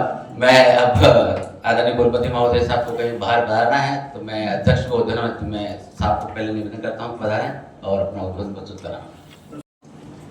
आप सभी का स्वागत, वंदन, अभिनंदन। हमारे बीच हमारे कुलाधिपति माननीय गुजर साहब, हमारे पूर्व कुलपति उमाशंकर जी, निर्मल जी, सभी हमारे बहुत ही समृद्ध और सभी एक तरह से कह सकता हूँ मैं सब विरासत यहाँ विराजमान में, विशेष रूप से जुगनू साहब, हमारे ग्रुप कैप्टन माननीय गजेंद्र सिंह साहब, आप सभी का स्वागत है। जुन्नू साहब को आपने सुना, हमारे खड़गला साहब को सुना, और जुन्नू साहब ने जिस तरह से उदयपुर की विरासतों का जो बखान किया और जो चीज़ें हमें बहुत सी चीज़ें मालूम नहीं थी वो भी बताई आप। मुझे लगता है कि जब विरासत की बात करते हैं तो हम बहुत सी बार क्या आते हैं कि जो हमारी टेंजिबल चीज़ें होती हैं उसी पर ज़्यादा फोकस जाता है, जिसको हम छू सकें, देख सकें, जिसमें स्मारक, मंदिर और सभी जो चीज़ें देखते हैं उस पर रहते हैं। लेकिन इंटेंजिबल जो चीज़ें हैं वो हमारी सांस्कृतिक धरोहर होती है, हमारी परंपराएं होती हैं, हमारी सोच होते हैं, हमारे विचार होते हैं, हमारे जो आचरण होते हैं, इनको हम कैसे प्रिजर्व करें और हमारी आने वाली पीढ़ी में हम किस तरह से ट्रांसफॉर्म करें, ये हमारे लिए बहुत बड़ी चुनौती है। और दूसरी सबसे बड़ी जो चुनौती है वो ये है कि आज हम 21st सेंचुरी में जी रहे हैं और यहाँ आप देखिए किस तरह से artificial intelligence, machine learning, robotics, ये सभी चीज़ें हो रही हैं। उसमें व्यक्ति अपनी पहचान को कैसे बनाए रखे, और ये जो आधुनिकता और जो हमारी परंपराओं का बीच का जो संतुलन है उसको हम कैसे रखें, एक बहुत बड़ी चुनौती है। और इसके साथ सबसे बड़ी बात आ गई कि हमारा क्लाइमेट चेंज, जो पर्यावरण है। आप देखिए कि कोविड-19 पैंडेमिक देखा, हम कितना ही विकास करें, कुछ भी करें, लेकिन जब तक हमारी नेचर को हम प्रिजर्व नहीं रखेंगे, हम हमारे विकास कार्यों में सस्टेनेबल नहीं रखेंगे, तो कहीं के हम गलत दिशा में जा रहे हैं। इसलिए कहा जाता है कि मैं अक्सर कहता हूं कि हमें प्रकृति की जरूरत है, प्रकृति को हमारी जरूरत नहीं है। तो ऐसे में इस 21st सेंचुरी में यदि व्यक्ति की पहचान की बात करते हैं तो केवल एक ही चीज है कि हमारी विरासतों को हम संजो के रखें। और इसके लिए आप देखिए कि आज हम यदि वैश्वीकरण की बात कर रहे हैं, उसमें हमारी विरासत का बहुत बड़ा कंट्रीब्यूशन है। हम एक तरह से कह सकते हैं कि आज बायोडाइवर्सिटी की बात करते हैं, उसको हम कैसे प्रिजर्व करें, उसमें हमारी विरासत का बहुत बड़ा है। हमें पता ही नहीं, हम विरासत को प्रिजर्व कर रहे हैं, इनडायरेक्टली हम बायोडाइवर्सिटी को भी प्रिजर्व कर रहे हैं। और ये क्लाइमेट के लिए बहुत ही बड़ी ज़रूरी चीज़ है कि आज जिस तरह से नदियाँ लुप्त हो रही हैं, अरावली लुप्त हो रही हैं, अरावली को नई डेफिनेशन में 100 मीटर्स के आधार पर देखेंगे तो 90% अरावली आपकी लुप्त हो जाएगी, बात ही खत्म हो जाएगी। आप देखिए कि 65,000 करोड़ पुराना आपका पहाड़ है, उन पहाड़ों के बारे में हमारी कोई संवेदना ही नहीं है। हम जिस तरह से एक तरह से जागरूकता की कमी कहें, या हम देखते हैं कि हम खुद सेल्फ सेंटर्ड वाली बात ही करते हैं, तो ये चीज़ें आपको देखनी पड़ेगी, हमें देखनी पड़ेगी। और सबसे बड़ी बात है जो हमारी कल्चर डिप्लोमेसी है, जो हम उदयपुर के बारे में बात करते हैं, क्योंकि हमारा जो समृद्ध सांस्कृतिक और जो विरासत का जो माध्यम है जो दुनिया के सामने हम रखते हैं, वो हमारा क्या है, वसुधैव कुटुंबकम।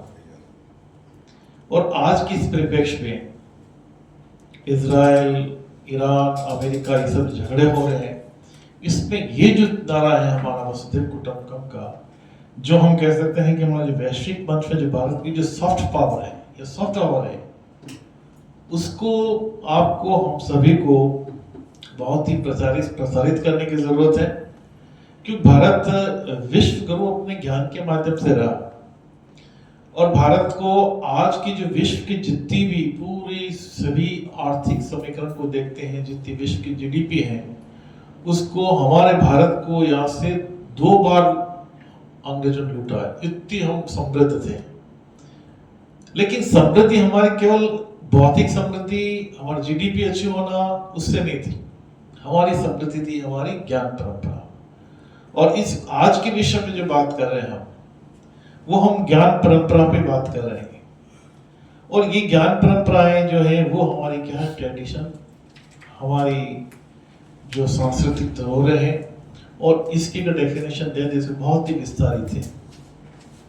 मुझे लगता है कि आज जिस तरह से हम आधुनिकता के साथ आधुनिक के साथ रहना पड़ेगा, आपको एआई से भाग करके आप नहीं जा सकते हैं, कुछ ही नहीं कर सकते हैं। हमारा एजेंडा लेके हम महीना 6 महीने दूर रह सकते हैं, लेकिन इससे ज़्यादा हम कुछ नहीं कर सकते हैं। लेकिन सबसे बड़ी बातें हैं कि हमारी जो मर्यादाएं हैं, हमारी जो परंपराएं, हमारी जो संस्कृति है, उसको इस मशीन युग के साथ कैसे अपने आप को ठोस रूप से मजबूती के साथ उसको बचाए रखें, ये बहुत बड़ा चुनौती है। मैं आशा करता हूँ कि आप सभी ने, सभी को मेरा आप दुर्भाग्य में सुन नहीं पाए, आप सभी को थोड़ा विलंब है, उसके लिए भी खेद है। हमारे कुछ विश्वविद्यालय के इंटरव्यू वगैरह चल रहे थे, मैं उसमें हमारे गुजर साहब से पहले मैंने स्वीकृति ले ली थी। मैं आशा करता हूँ कि हमारे चौबे साहब, राणा साहब, इनकी जो पूरी टीम में है, राजेंद्र सिंह साहब वगैरह, आप देखेंगे एक ऐसा, मैं चौबे साहब की और राणा साहब की इनकी जितनी तारीफ होती कम है। ये दोनों ऐसी शख्सियत है, चौबे साहब दिन रात घर में भागते रहते हैं। कभी भी लगता है किसके लिए भाग रहे हैं, लेकिन इसके लिए भाग रहे हैं कि हमारी कुछ ऐसी चीजें हैं, कुछ ऐसी बातें हैं जो समाज के सामने लाए हैं। क्योंकि हम गूगल पे बहुत चीजें देख लेंगे, लेकिन जो हम 1-to-1 इंटरेक्शन करते हैं उसका एक अलग चीज होती है। और जो इश्यूज लाते हैं वो बहुत ही अद्भुत होते हैं। उदयपुर की स्थापना की बात करें, मानव की बात करें, जो आपकी श्रद्धा है वो शब्दों में हम व्यक्त नहीं कर सकते हैं। हम सभी आशा करते हैं कि आप दोनों, आप सभी स्वस्थ रहें और अपनी जो विरासत है, जो हमारी संस्कृति है, उसके लिए आप हमेशा ऐसे आगे बढ़ते रहें। इन्हीं भावनाओं के साथ एक बार पुनः आपका स्वागत और आभार। Thank you. जय हिंद, जय भारत।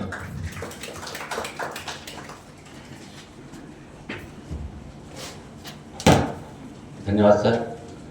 आपने मूर्त अमूर्त विरासत के बारे में बात की, साथ ही 21वीं सदी पे एआई के जन्म। सर एक मिनट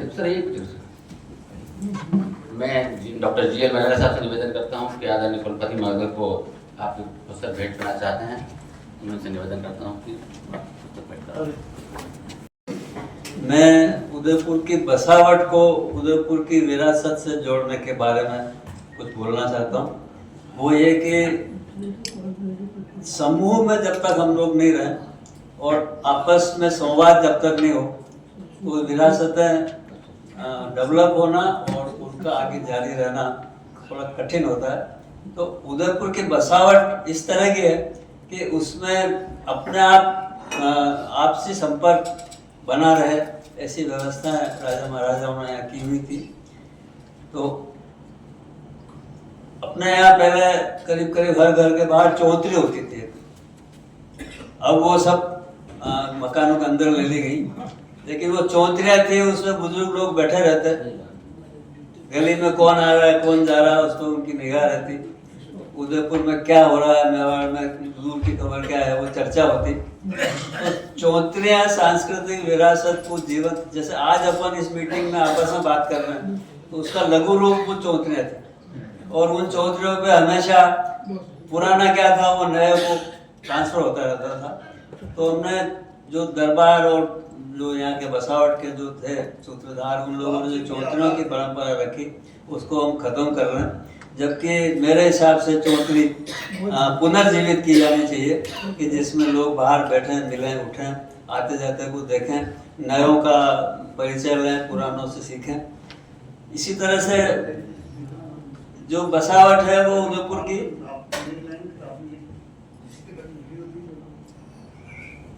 यहाँ पर मोहल्लेवार बसावट है उदयपुर की। कि ब्रह्मपुरी में ज़्यादातर ब्राह्मण होंगे, उसके बाद मोचीवाड़े में ज़्यादातर मोची होंगे, भुईवाड़ा में भुई होंगे, सुथारवाड़ा में सुथार होंगे, गाछीवाड़ा में गाछी होंगे, कुमारवाड़ा। तो जो प्रोफेशन था उससे संबंधित लोगों को एक साथ एक तरफ बसाना, तो जो संपर्क होता है वो समान लोगों के बीच में ज़्यादा आसानी से होता है। तो ये उदयपुर की विशेषता है कि इसमें जो जिन जिनके व्यवसाय थे उन व्यवसाय के आधार पर अलग अलग क्षेत्र में उनको जगह दी गई या बसाया गया। अब वो आजकल मिक्स है सब। तो मिक्सचर में क्या हो रहा है कि एक डॉक्टर, एक इंजीनियर, एक वकील, एक प्रोफेसर, वो सब सोचते हैं कि मैं अपने आप में कौन सा कम हूँ तो दूसरे से बात ही नहीं करता। तो उस जमाने में ये था कि समान व्यवसाय के लोग हैं, सब समान है, सब आपस में बेटी रिश्ते हैं, तो वो संवाद पूरा रहता था। तो संवाद की कमी में उदयपुर की जो मूल बसावट के जो मोहल्ले हैं उनको अपन ने छोड़ा और कॉम्प्लेक्सों में आ गए। तो कॉम्प्लेक्स तो वैसे ही शब्द ही उसका ये कि जटिल और कठिन और अनअप्रोचेबल, तो हम अप्रोचेबल से नॉन अप्रोचेबल की तरफ बढ़ते जा रहे हैं। तो उदयपुर की विरासत को संरक्षित रखने के लिए जो पुरानी चीज़ थी कि भाई अपने अपने व्यवसाय के अपने अपने मोहल्ले हों, तो वो बहुत अच्छी चीज़ थी। इसके साथ ही झीलों की चर्चा अपन कर चुके हैं, लेकिन झीलों पे जो घाट है तो बहुत जगह झीलें बनती है लेकिन इतने लंबे चौड़े घाट नहीं होते। और आज हम मना रहे हैं उसमें तो पंक्ति में मुश्किल से छोड़ते हैं कोई इमरजेंसी के लिए उतरने के लिए, बाकी घाट नाम की चीज़ या सीढ़ी नाम की चीज़ आज के बांधों में है ही नहीं। लेकिन उदयपुर की जो झीलें हैं उसमें फतेह सागर में छतरियाँ, दोनों तरफ सीढ़ियाँ, नाव कूदो कुछ भी करो, पिछोला में लंबे चौड़े घाट। तो ये घाट भी सांस्कृतिक विरासत को आगे ट्रांसफर करने में, पहुंचाने में, जोड़ने में, उस पर बहस करने के लिए महिलाओं को वहाँ जो घर में फुर्सत नहीं मिले वो फुर्सत वहाँ मिलती थी। और जो चर्चा के विषय होते थे वो जिसको भड़ास निकालने हो, बहू को सास के निकालने हो, सास की बहू को निकालने हो, वो सब उन घाटों पे निकलती थी। तो कपड़े धुले के साथ धुलाई हो जाती थी। तो ये जो घाट है ये अपने आप में विरासत भी है और विरासत को संरक्षण करने वाले भी हैं। और मैं सिंचाई विभाग या जल संसाधन में कई जानकार हूँ, तो आज जो बांध बन रहे हैं उसमें हम लोग इसको पूरी तरह से नकार रहे हैं। ये बहुत एक अलग विषय हो रहा है। इसी तरह से जगह जगह पे जो मंदिर उदयपुर में है, हर कोने में, हर मोहल्ले में, हर जगह पे कोई ना कोई छोटा बड़ा मंदिर मिल जाएगा। जगदीश मंदिर की तो भी चर्चा हो चुकी है। तो जगदीश मंदिर और इस तरह के मंदिर भी सांस्कृतिक विरासत को बढ़ाने में, आगे ट्रांसफर करने में और अपने आप में उस पर चर्चा करने के लिए बहुत ही उपयुक्त स्थान थे। अब आजकल के जो कॉम्प्लेक्स हैं वो एक एक कॉम्प्लेक्स एक एक मोहल्ला करे और उसमें कोई मंदिर नाम की चीज़ कहीं नहीं है कि जहाँ मनुष्य जा सके। सास भी मना नहीं कर सके बहू को कि मंदिर जा रही हूँ, तो कोई नहीं कह सके कि क्यों जा रही। तो वो मंदिर जाना अपनी भड़ास निकालने की जगह, विरासत को पनपाने की जगह वो थी। तो मंदिरों का निर्माण, आपने भी कहा मंदिर बनाने वाले ही नहीं बचे, तो मंदिर क्या बनेंगे। तो मंदिर अपने आप में सांस्कृतिक विरासत को संजोने, बढ़ाने और उसको आगे ट्रांसफर करने के बड़े अच्छे स्थान होते हैं। तो मंदिर जरूर होने चाहिए। इसी तरह से जो उदयपुर के बसावट है उसमें गलियां बड़े संकड़ी हैं, लेकिन शक्कर पासे की तरह से क्रॉस शॉर्टकट में अपन इधर से उधर जा सकते हैं। तो और चलने के साधन उस वक्त पैदल थे। तो अगर आप पैदल उदयपुर की संकड़ी गलियों से निकलते हैं तो वो चौंतरी में बैठे हुए लोगों से बात होगी, नए का परिचय होगा, पुराने के सवाल होंगे। तो अभी हम 100 फीट रोड, 200 फीट रोड यूँ बात करते हैं। उस जमाने में 5 feet, 7 feet, 8 feet, 10 feet road थी, लेकिन वो इतनी ज़्यादा थी कि आप सारे उदयपुर को सूरजपुर से हाथीपुर आना हो तो 25 रास्ते और 25 साधन। तो जो रोड का 1-1 किलोमीटर दूर हो और आगे से पीछे जाने में भी आपको इस कॉलोनी जाने में चक्कर काटना पड़े, उसके बजाय उदयपुर की जो बसावट है इसमें ये है कि गलियां एक से एक टेढ़ी मेढ़ी इधर उधर होके बड़ी संकड़ी, लेकिन अगर पैदल आपको जाना है तो आप कहीं से कहीं भी तत्काल जा सकते हैं। और पैदल जा रहे हैं तो उसमें दूसरे से परिचय होना भी साधारण सी बात है। तो परिचय बढ़ाने के लिए, खोजबीन के लिए, कोई गलत आदमी तो नहीं है, तो वो चौधरी में बैठा हुआ लोग चौकीदार थे उस जमाने में। तो ये जो संकड़ी गली लेकिन परिचय देने वाली गली, तो ये जो चीज़ हम अभी जो डेवलपमेंट हो रहा है वो चौड़ी सड़क लेकिन बहुत कम, तो उसके बजाय संकड़ी सड़क लेकिन बहुत ज़्यादा, तो परिणाम समान है। लेकिन संकड़ी सड़क भी अपने आप में एक बहुत बड़ी विशेषता है जिसको हम भूल रहे हैं। तो ये हमें पता चाहिए। इसी तरह से ये जो नौरे हैं समाज के, तो लगभग हर समाज का नौरा और हर गली के नुक्कड़ पे कहीं ना कहीं किसी न किसी समाज का नौरा मिल जाएगा। तो ये सामाजिक समरसता को बढ़ाने के लिए और विरासत को पनपाने के लिए बहुत अच्छे साधन थे। अब हम वाटिकाओं में जा रहे हैं, तो नौरों में और वाटिकाओं में जो अंतर है वो अपन समझ सकते हैं कि वाटिकाओं में जाने के लिए सबसे पहले तो कार चाहिए, 5 किलोमीटर कोई 7 किलोमीटर। नौरे थे वो पैदल जाओ और पैदल आओ। तो ये जो परिवर्तन है, उस जमाने में तो ये था कि अपना ग्लास खुद ले जाना पड़ता था जीने के लिए, कि मतलब हाँ, तो वो था ये कि प्लास्टिक तो था नहीं उस जमाने में, पत्थर दोनों में खिलाते थे प्रेम से। तो मेरा ननिहाल बेदला में है, हमारे सोनियों का नौरा बरवाड़ी के मालदा शहर के अंदर है। तो बेदला से लोग जीवना आते, वो अपना ग्लास लोटा लेके आते, वहाँ पानी पीते, जाते वक्त ज़्यादातर लोग दाल घर ले जाते। तो वो जो परंपरा है उसमें वाटिका में और नौरे में जो अंतर है वो भी अपने आप में बहुत बड़ी चीज़ है। वाटिका में परोसना नहीं लेना पड़ता अपने को छीन के, और नौरे में परोसा जाता था। तो वो जो विरासत है कि वे आपको कोई स्वागत और सम्मान देते हुए परोस रहा है, और एक ये कि आप वहाँ जाके खड़े हैं और वो सिक नीरी रोटी और चपट रहे हैं, छीन रहे हैं। तो ये परंपरा जो उदयपुर की नौरों की है वो पुनर्जीवित हो, ये एक तरह से आवश्यकता है। नहीं तो ये हम विरासत तो है लेकिन बिखरे बिखरे रहेंगे, तो आपस में संपर्क ही नहीं होगा, और संपर्क नहीं होगा और संवाद नहीं होगा तो कोई चीज़ नहीं चलेगी। तो जो संवाद और संपर्क की जो निर्मितियाँ थी या जो साधन थे वो घट गए। ये एक बहुत बड़ा नुकसान अभी वर्तमान पीढ़ी में भुगत रहे हैं।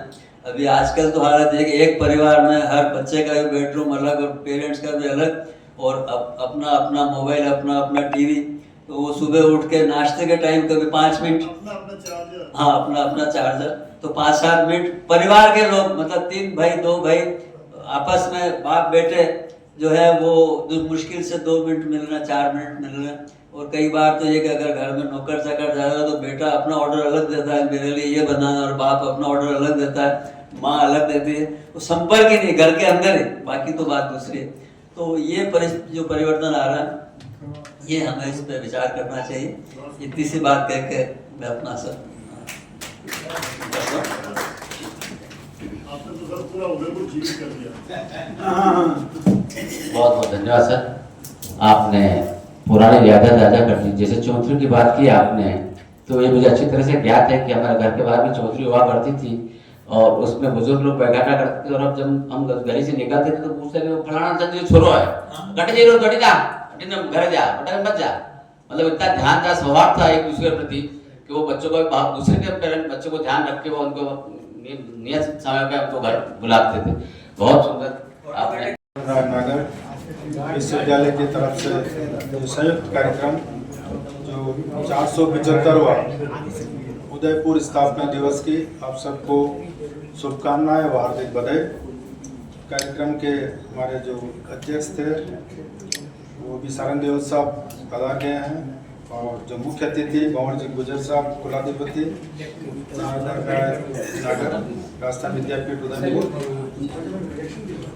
राजेंद्र नाथ जी पुरोहित साहब मुख्य वक्ता थे, श्री कृष्ण जी जुगनू, डॉक्टर खरगवाल साहब, मुंदड़ा साहब, जीएल मनारिया जी, रमाकांत जी, ग्रुप कैप्टन गजेंद्र सिंह जी, चिप्पी सोनी साहब, हरीश जी तलरेजा, श्याम जी भट्ट, संजय जी रावल, जयराज जी आचार्य, इंदर सिंह जी राणावत, विमल जी शर्मा, जयकिशन जी चौबे, गोविंद जी और हमारे फोटोग्राफर साहब, और कार्यक्रम के संचालक कुलशेखर जी व्यास। ये जो उदयपुर की सांस्कृतिक विरासत के बारे में सभी वक्ताओं ने काफ़ी जानकारी प्रदान कर दी है। मैं सिर्फ 5-7 मिनट ही लूँगा, बहुत अधिक नहीं लूँगा, क्योंकि झीलों की नगरी के नाम से संबोधित करते हैं, city of lakes, city of fountains and mountains and city of historical importance, और इसको पूर्व का वेनिस भी कहते हैं, वेनिस ऑफ ईस्ट। ये यूं ही नहीं कहते हैं क्योंकि मेवाड़ की राजधानी रहते हुए यहाँ कला, स्थापत्य और परंपराओं का अनोखा संगम है। स्थापत्य और महल का जहाँ तक सवाल है, सिटी पैलेस है यहाँ का, वो 400 साल पूर्व बना, और पिछोला झील के किनारे राजस्थानी और मुगल श्रेणी का मिश्रण, मोर चौक, शीश महल, जनाना महल इनके खास हैं। और लेक पैलेस ये 1746 में बना, सफ़ेद संगमरमर से। अब ताज होटल पर मूल रूप से ग्रीष्मकालीन महल था, या गर्मी में वहाँ व्यवस्थित रखा था।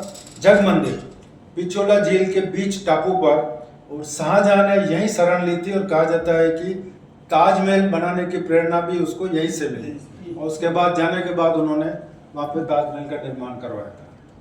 सहेलियों की बाड़ी ये रानियों और सहेलियों के लिए बना बाग, फव्वारे, संगमरमर के हाथी, कमल तालाब, और आज भी जो वहाँ फव्वारे बने हुए हैं वो उसके फतेह सागर के पानी से पाइपलाइन से डले, वो अपने आप फव्वारे चलते हैं, उसमें कोई मोटर नहीं लगी हुई है, इलेक्ट्रिक या उसका कोई साधन उपयोग नहीं होता है। और हाँ, जो साइफन सिस्टम से ही वो फव्वारे चलते हैं। ये भी एक अद्भुत बेजोड़ स्थापत्य की कला है।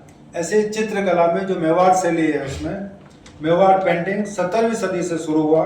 भगवान कृष्ण, राधा, राज दरबार और शिकार के दृश्य, गहरे रंग, बारीक रेखाएं और सोने का काम, इस प्रकार से बहुत ही बढ़िया मेवाड़ की पेंटिंग्स मशहूर है। ऐसे ही पिछुआई बनाते हैं। श्रीनाथ जी के मंदिरों में लगने वाले विशाल कपड़े पर चित्र, और ज्यादातर कृष्ण लीला के ही प्रसंग है उसमें। ऐसे ही थीम जो है वो रागमाला, बाहरा, मामा, मासा और महाराणाओं के जीवन प्रसंग, और आज भी उदयपुर के चेतक सर्किल के आसपास कलाकार इससे भी जीवंत बनाए हुए हैं। बटानी चोटे में भी ऐसे कई सारे कलाकार अभी भी इनको बनाते हैं, और अंग्रेजों को अच्छे दाम पे बेचते भी हैं वो। लोक संगीत और नृत्य के बारे में बताते हैं। जो कला है वो, इसकी जो खासियत है वो घूमर है हमारे यहाँ की। और राजस्थानी महिलाओं का पारंपरिक नृत्य, घेरदार घाघरा पहनकर गोल घूमना, और बागोर की हवेली में इसका भी एक रोज शो होता है। ऐसे पश्चिमी सांस्कृतिक केंद्र में भी इस प्रकार के आयोजन होते रहते हैं इसमें। ऐसे कालबेलिया नृत्य है जो सपेरा समुदाय का नृत्य है, और काले कपड़े और सांप जैसी लचक यूनेस्को की अमूर्त विरासत सूची में इसको दर्ज किया गया है। ऐसे मांगणियार लंगा जो लोक गायक समुदाय है, सारंगी, कमायचा, खड़ताल पर वीर रस और भक्ति गीत गाए जाते हैं। ये भी अपने वेस्ट जोन कल्चरल सेंटर में भी और भारतीय लोक कला मंडल में भी इसके आयोजन समय समय पे होते रहते हैं। ये कठपुतली का भी है यहाँ पे, ये भी काफ़ी मशहूर है अपना भारतीय लोक कला मंडल का। भवई नृत्य है इसमें, जो सिर पर 7-8 मटके रख करके नाचना, ये संतुलन और कौशल का नृत्य होता है।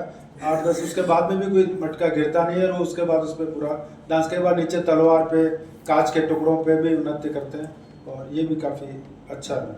त्योहार और मेले यहाँ के, मेवाड़ महोत्सव आजकल मनाया जाता है, जो मार्च अप्रैल में गणगौर के साथ पिछोला में महिलाओं द्वारा मूर्तियों का विसर्जन और सांस्कृतिक जुलूस निकालते हैं, जो शहर से होकर के गणगौर घाट की तरफ जाते हैं, और वहाँ पे इनका मूर्तियों का विसर्जन किया जाता है। ऐसे ही शिल्प ग्राम उत्सव है, ये दिसंबर में 10 दिन का शिल्प ग्राम मनाया जाता है, जिसमें 21 दिसंबर से लेकर के 30-31 दिसंबर तक, और ज़्यादातर अभी ये होगी प्रेरणा के यहाँ के राज्यपाल हमारे यहाँ आते हैं, वही उसका उद्घाटन करते हैं, और 31 को ये मेला शहर के लिए आने जाने वाले लोगों के लिए बसों का भी इंतजाम किया जाता है, ताकि गांव शहर के लोग जो है वो इस मेले का लुत्फ उठा सके और वहाँ से खरीदारी भी कर सके।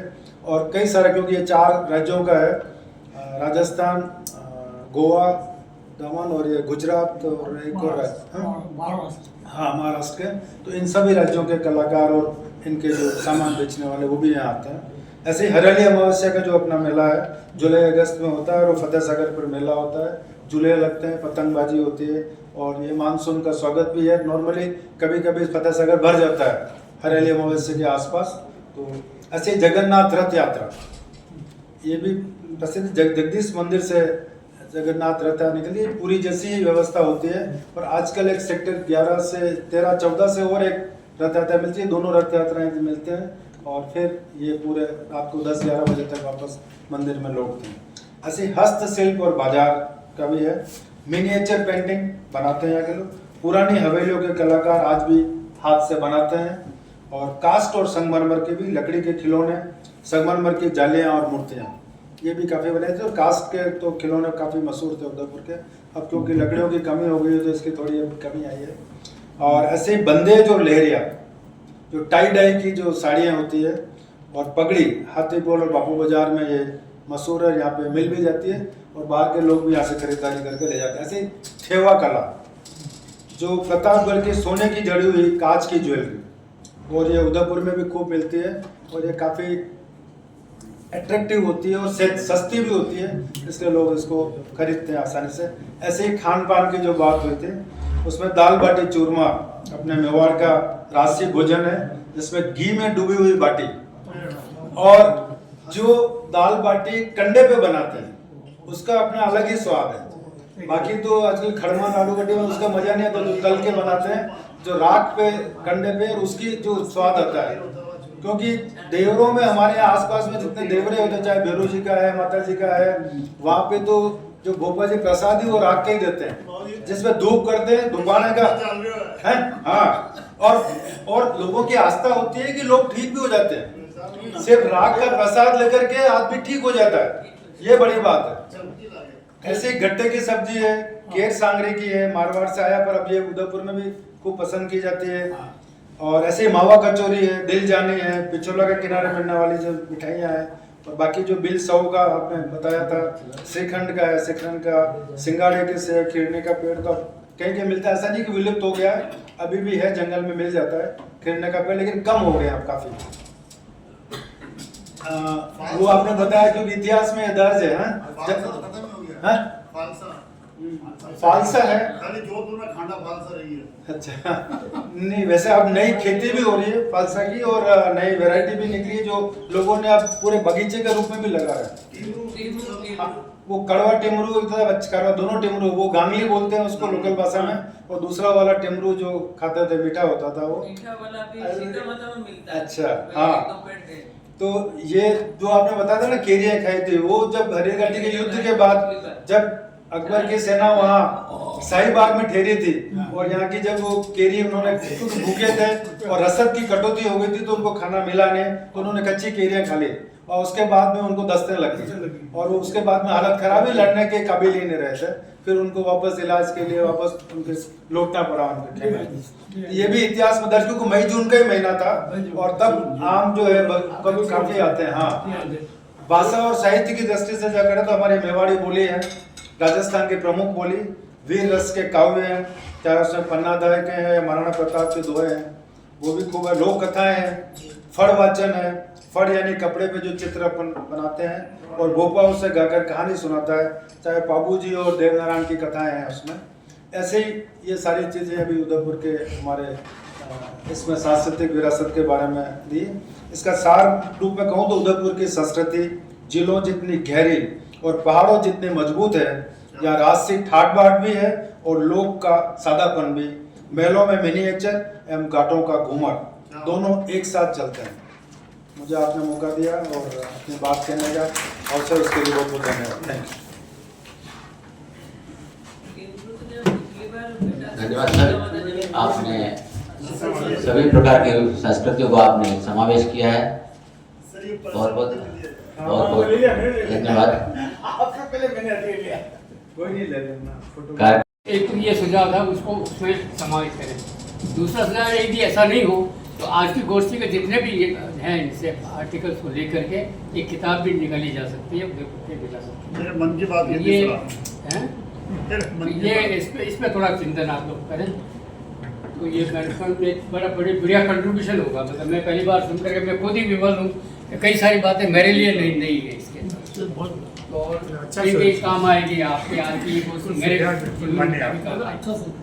धन्यवाद। एक सर, धन्यवाद। इस समारोह को राजकीय जो है समारोह बहुत पक्की तौर पे जो है घोषित करवाने का प्रयास करना चाहिए। ये जो दल ये बुक किया है आपकी बड़ी वैल्यू, 4 वर्ष से जो है कोई बजट मिला नहीं है, गवर्नमेंट का कोई गुजार नहीं है, एक प्रतिनिधि नहीं मिलता, और ये शुरू में इन्होंने करवाया निगम ने। मैं आप सभी की जानकारी में एक बात लाना अवश्य चाहता हूँ कि जिस प्रकार की पुस्तक प्रकाशन की बात हुई है, ये 24 से पहले बात हो चुकी है। उस पुस्तक का नाम धरोहर, उदयपुर के धरोहर नाम से उसको प्रकाशित किया जाएगा, और 24 इस प्रयास में लगे हुए हैं। ये 2 साल पहले की बात बता रहा हूँ मैं आपको, आज की नहीं। 2 साल पहले के उनका एक प्रस्ताव था, उदयपुर की धरोहर नाम से एक पुस्तक प्रकाशित की जाएगी, जिसमें उदयपुर की जितनी भी ये धरोहर है उसके बारे में आर्टिकल प्रकाशित किए जाएंगे। तो अब मैं कार्यक्रम को आगे बढ़ाते हुए चाय पिला आराम से पिया बात की है, और जो चौधरी की बात हुई है वो भी हमारे तो गांव में अभी भी चोरे हैं, और उन चोरों पे जो गांव की समस्या होती है उसका सुना, वो चोरे पे सब इकट्ठे होके ही करते हैं। चौधरी भी है, चोरे भी है, चोरे भी 3-4 है गांव में।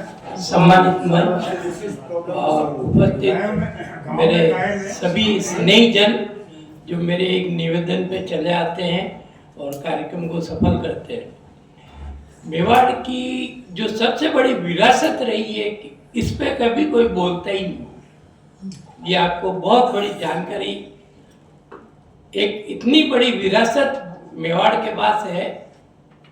आप ये देखिए, मेवाड़ में हर तरह के क्षत्रिय और सभी तरह के ब्राह्मण, पृथ्वीराज चौहान जी के बाद में चौहानों के 2 ठिकाने हमारे यहाँ कोठर और बेदला, उनको सम्मानजनक स्थिति में ठिकाने दिए गए, उनका पूरा मेवाड़ में सम्मान किया गया।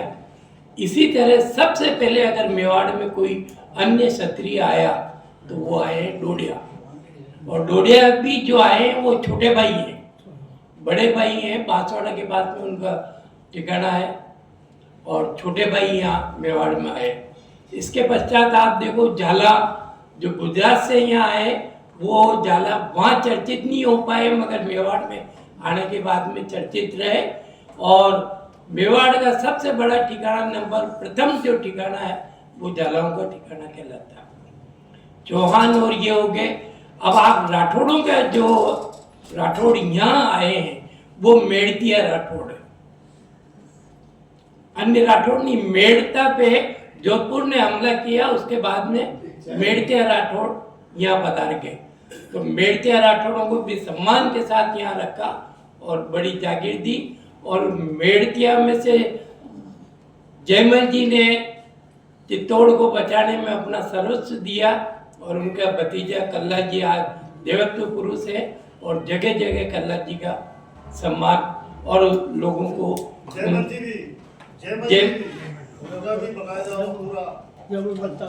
तो इस तरीके से अन्य जितने भी जो क्षत्रिय जो यहाँ आए, ये विरासत मतलब कोई कभी बोलता ही नहीं।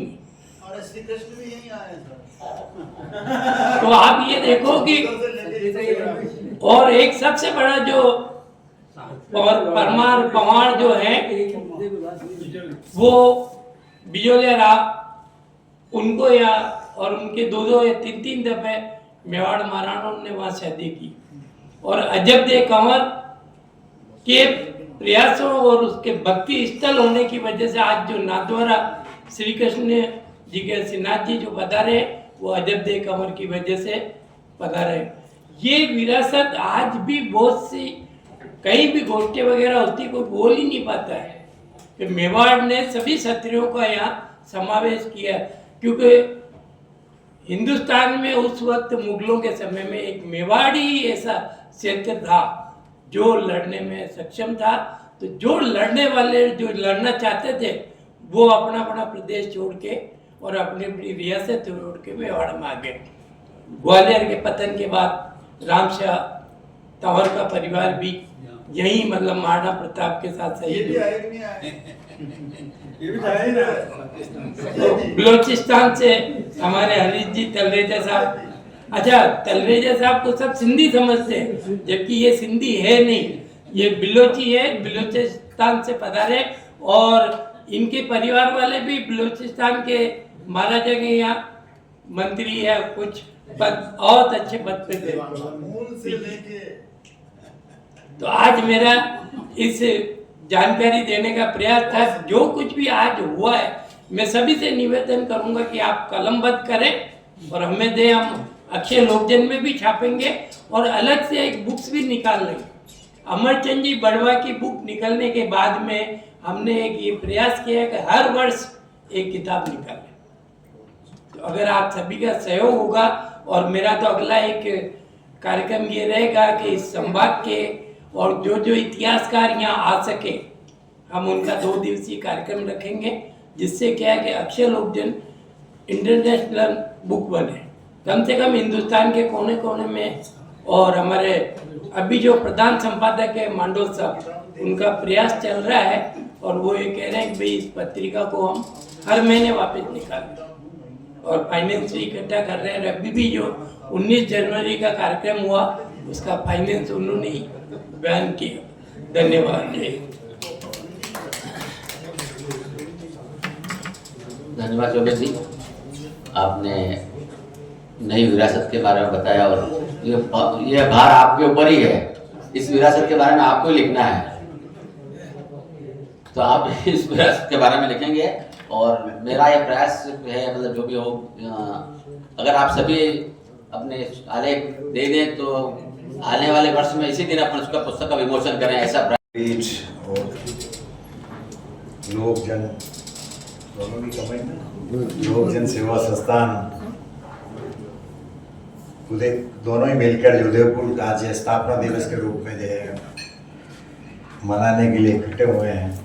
मैं इस राजस्थान विद्यापीठ के प्रांगण में आप पधारे सभी विद्वान लोगों का तहे दिल से स्वागत करता हूं, आपका अभिनंदन करता हूं।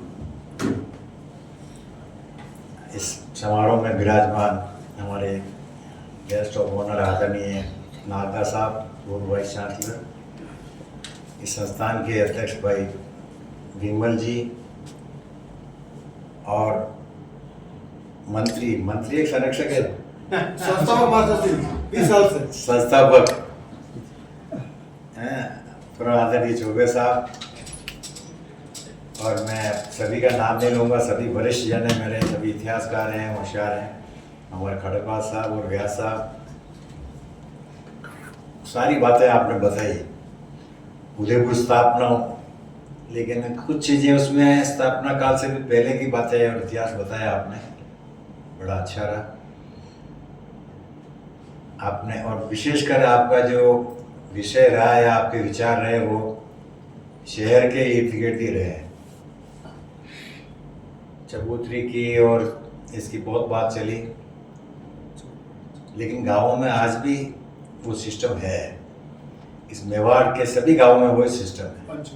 और मैं आपसे निवेदन करूं, मैं गांव पे रहने वाला हूं प्योर, और डेली गांव में रहता हूं रात को, और डेली 1 घंटे में जो है मंदिर पे बैठता हूं और 1 घंटे तक वही संपर्क और परिचय और समस्याएं सुलझाते हैं बैठ के डेली। ये डेली का काम। चबूतरियों पे रहते हैं, वो सब आप जो बता रहे थे, सोनी साहब ने बढ़िया बारीकी से बातें बताई। थोड़ा बदल गया, जमाना बदल गया है, अब जो है चबूतरियों का रूप जो है कॉम्प्लेक्स ले लिए, वो ले लिए, तो बदला है, टाइम बदला है, अपन क्या कर सकते हैं। इसको सुधार तो अपने घर से करेंगे। जब आप अपन कहते हैं, लेकिन अपने घर में ही छोटे छोटे बहुएं अपनी नहीं मान रहे हैं, वही मोबाइल लेके सोए हैं, तो अपन उसको ये सारी सुधार अपने से करना पड़ेगा। जब पन्ना दाई उदय सिंह जी लेकर उदयपुर से निकले कुंभलगढ़ के लिए, तब उदय सिंह जी ने या पन्ना दाई ने तो सोचा होगा वापस उदयपुर में आके यहीं राज जमाना पड़ेगा, यहीं ऑफिस होगा, नहीं सोचा था। और उस समय ये कहते हैं कि यहाँ एक पिछोली गांव था सिर्फ, और बाकी शहर नहीं था, उस समय कुछ नहीं था। उदयपुर तो उसके बाद में बसाया आके उन्होंने। तो पन्ना था किन मुसीबतों में जो है उदय सिंह को लेके गई, उस समय भी यूं कह दो आप कि आम जनता का ही सहयोग था, और आज भी आम जनता का ही सहयोग है। न तो राज का सहयोग है, न राज परिवार का सहयोग है।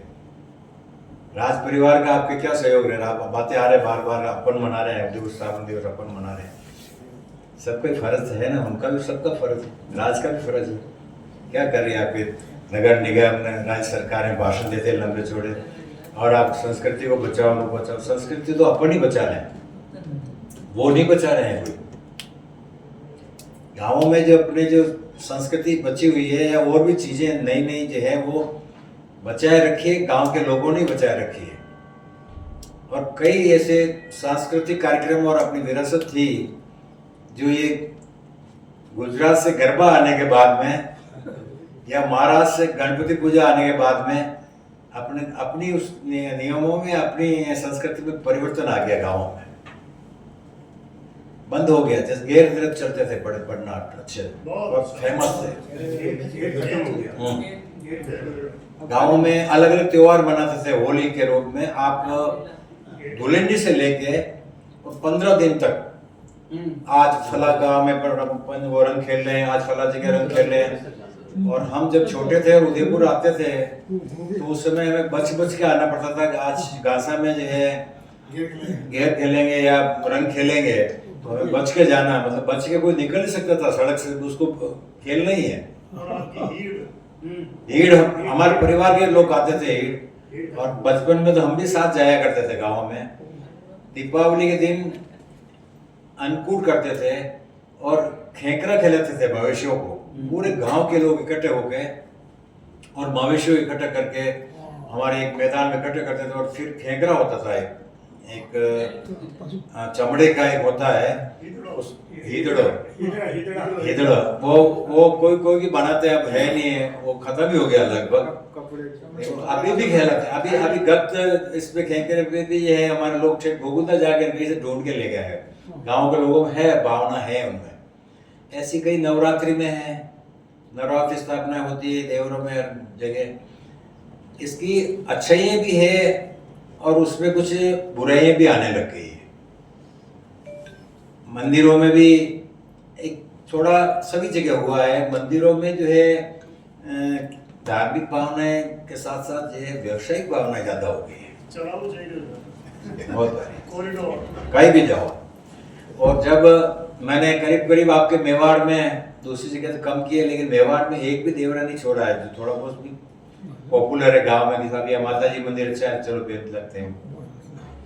लेकिन आज जो वहाँ जो है भीड़ जो लगती है उसमें इतना कुछ नहीं था। एक टाइम था जब हमारे गाँव में तो भोपा प्रसादी जो करते थे ना, खाना करते थे, तो लाइटें नहीं थी उस समय। लोग अंधेरे में हाथ दबा के इशारा करते थे कि आपको खाना खाने वहाँ आना है। और आज तो व्हाट्सएप पर डालते हैं भोजन करने सब आना है। और उस समय अंधेरे में हाथ दबा के इशारा करते थे कि तेरे को जाना है, मतलब ये मेरे सामने की बात है। खोटा वाइस मतलब घर डेट एक आदमी, या फिर मोहल्ले में जो बड़ा होता था उसके घर बच्चे लुप्त हो। और आज तो व्हाट्सएप पे डाल रहे हैं। वो मतलब कोई भी आओ, आप सब क्या अलाउ है, कोई कितना भी खाओ, कोई परवाही नहीं है। अब उसके साथ में एक दिक्कत और आ गई है अपने कि हर चीज, हर खाने की सामग्री मिलावटी मिलने लग गई है। अब वो ज्यादा खिलाने लगे हैं तो उसके साथ में जो है 300 रुपए किलो में देसी घी खिला रहे हैं, खूब खाओ दो। और खा रहे हैं लोग, ला रहे हैं, खा रहे हैं, पाम ऑयल लगा के ठोक रहे हैं और फिर चावल में और ऊपर डाल के सबड़ रहे हैं, ले रहे हैं, खा रहे हैं, बीमार हो रहे हैं। इसके ऊपर सरकार का भी ध्यान नहीं है। मिलावटी चीजों में बिल्कुल भी नहीं है। आदमी को कह दो आपकी जो है मेरे को घी चाहिए अभी 10 किलो, तो वो 5 मिनट में ला के दे देगा। और वहाँ से नहीं, घी 50 किलोमीटर दूर सप्लाई हो रहा है हमारे घासा एरिया से, इधर उधर से आस पास। कहते साहब भट्टे चल रही है, हमारे भट्टे चल रही है, घी आ रहा। अरे भाई कितना गा रहा है ये बाबा रामदेव जी वाला घी, पता नहीं है। लोग शुद्ध नहीं खा रहे हैं। अपन बातें सारी कर रहे हैं, लेकिन मैं कह रहा हूँ आपको कि हर चीज में मिलावट है ना, आपको कोई शुद्ध नहीं मिल रहा है। फल सब्जी भी इवन उसमें जो है केमिकल वगैरह, उसमें कई पकाने वगैरह उपयोग लिए जा रहे हैं। तो ये सब सुधार की बहुत आवश्यकता है और इसका गवर्नमेंट का कोई ध्यान नहीं है। सरकार में सब है, तहसीलदार रसद, कलेक्टर रसद, डीएसओ और जगह जगह बैठे हुए हैं, लेकिन उसके कोई काम नहीं। सप्लाई इंस्पेक्टर, हर मोहल्ले में सप्लाई इंस्पेक्टर है, क्या कर रहे हैं? कुछ भी नहीं, कोई काम ही नहीं करना चाहता। बिना पैसे कोई काम ही नहीं करना चाहता। सरकारी कर्मचारी आपके बिना पैसे कोई काम नहीं करना चाहता। पुलिस वाले बिना पैसे आपकी रिपोर्ट नहीं लिखना चाहता। अब ये पब्लिक इतनी दुखी है कि जिसका वर्णन करना भी ये मुश्किल हो गया है। बोल नहीं सकते कोई कहीं। थाने में जाके उसको पैसा दो तो कार्रवाई करेगा, बाकी उसके साथ बोल ही सकते हो। प्योरली दादागिरी चल रही है सब जगह। मैं एक की नहीं कह रहा हूँ, राजस्थान की नहीं कह रहा हूँ मैं आपको, तो आप थ्रू आउट जान रहे हो सारी। तो ऐसी स्थिति है तो कौन सुधारेगा ये?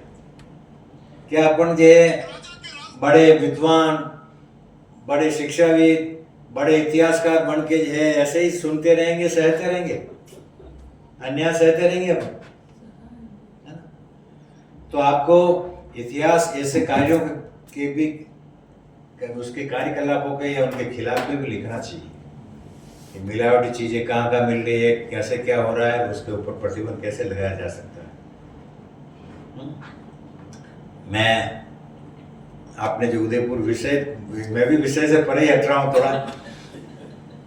आपने जो है उदयपुर स्थापना को लेकर जो किया, अपन बहुत ही सौभाग्यशाली हैं यूँ तो कहो तो, कि मेवाड़ जो इलाका है वो बहुत ही क्या कहते हैं, रहने के लिए, स्वास्थ्य के लिए, जलवायु के लिए, हर क्षेत्र के लिए मेवाड़ का इलाका बहुत ही बढ़िया है।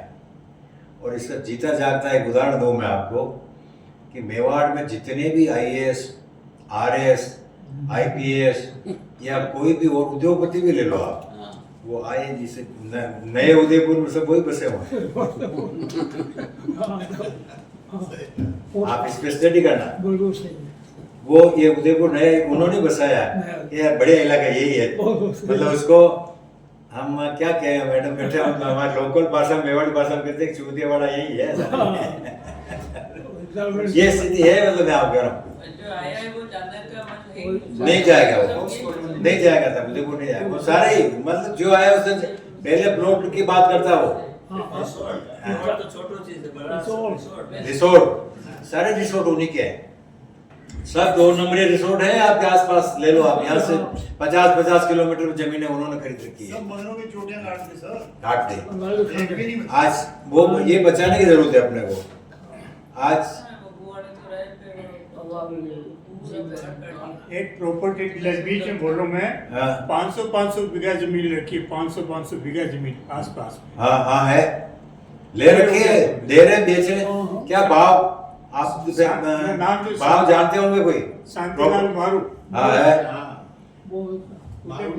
आज छोटा किसान खेती करने के लिए जमीन खरीद ही नहीं सकता, और वो जमीन अगर बाजार रेट से खरीदे तो उसकी खेती कुछ हो पार ही नहीं पड़ती है। 500 बीघा जमीन, जो जमीन मैं गया आपके चीरवा, मेरे एक हाईकोर्ट जज साहब थे अभी थे क्या, तो उन्होंने मेरे को कहा कि सर आपके वहाँ एक बीघा जमीन चाहिए, मेरे को 2 बीघा जमीन चाहिए। अच्छी ठीक, तो कहाँ चाहिए कि उसे पॉइंट बताया, इस नाथद्वारा से उदयपुर के बीच में रोड पे चाहिए। तो मैं गया, किसी को लेके गया रोड पे, तो अपने ये अभी वो वैष्णो देवी मंदिर बनाया ना, उसके उसके बगल में उसने मेरे पास एक पार्टी दिखाने ले गया मेरे को, 1 किलोमीटर ऊपर चढ़ा है पहाड़ पर उसने मेरे को, और 3 दिन तक मेरे जो है पैर दर्द हुए। और उसने रेट बताई साहब, ऊपर जाके कहा साहब ये 1.5 करोड़ रुपए की जमीन बीघा। जो आज से मैं 20 साल पहले की बात कर रहा हूँ, 5,000 या 5 लाख में तो कुछ था ही नहीं, 5,000 रुपए बीघा बिकी वो जमीन है, जो आज 1.5 करोड़ रुपए मांग रहे हो। उसके थोड़ा अंदर मारूवास के अंदर गया मैं 2 किलोमीटर, मारूवास के अंदर जाके जो है वहाँ देखा ही उसने, कहा साहब ये 1 करोड़ रुपए बीघा है। अरे भाई कोई कहाँ चला गया, मार्केट कहाँ जा रहा है आप देखो। गुजराती लोग सारे आगे हैं आपके, ये सारी फैक्ट्रियाँ लग रही है ना, ये नाथद्वारा से इधर मावड़ी की तरफ घुस गए सारे, और वो 25 लाख से 50 लाख तक बीघा में जमीनें खरीद रहे हैं। अब ये तो हालत होगी, अब कहाँ जाएगा किसान, कहाँ जाएगा आपका। और इतनी इंडस्ट्री डाल रहे हैं वो कि आप आने वाले जो आप कह रहे हो पानी वो पानी सब खराब कर देंगे ठेठ से।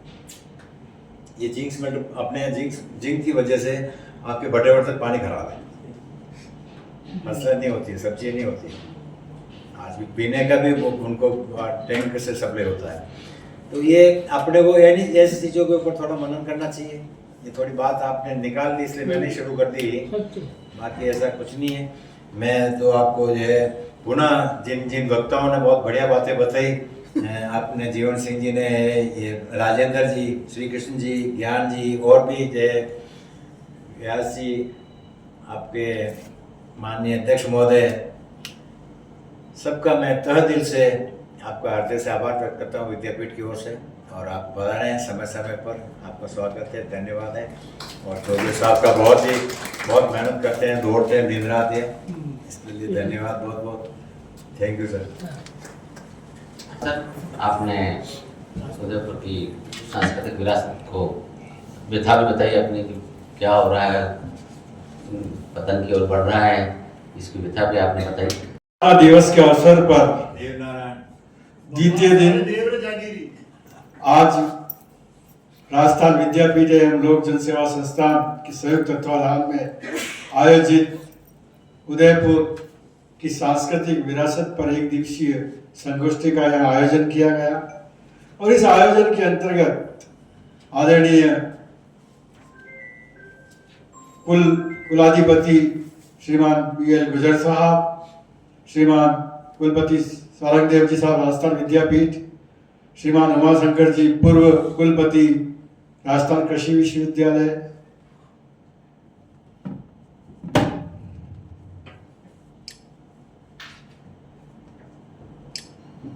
यहाँ हमारे बीच में, और उनके साथ ही श्रीमान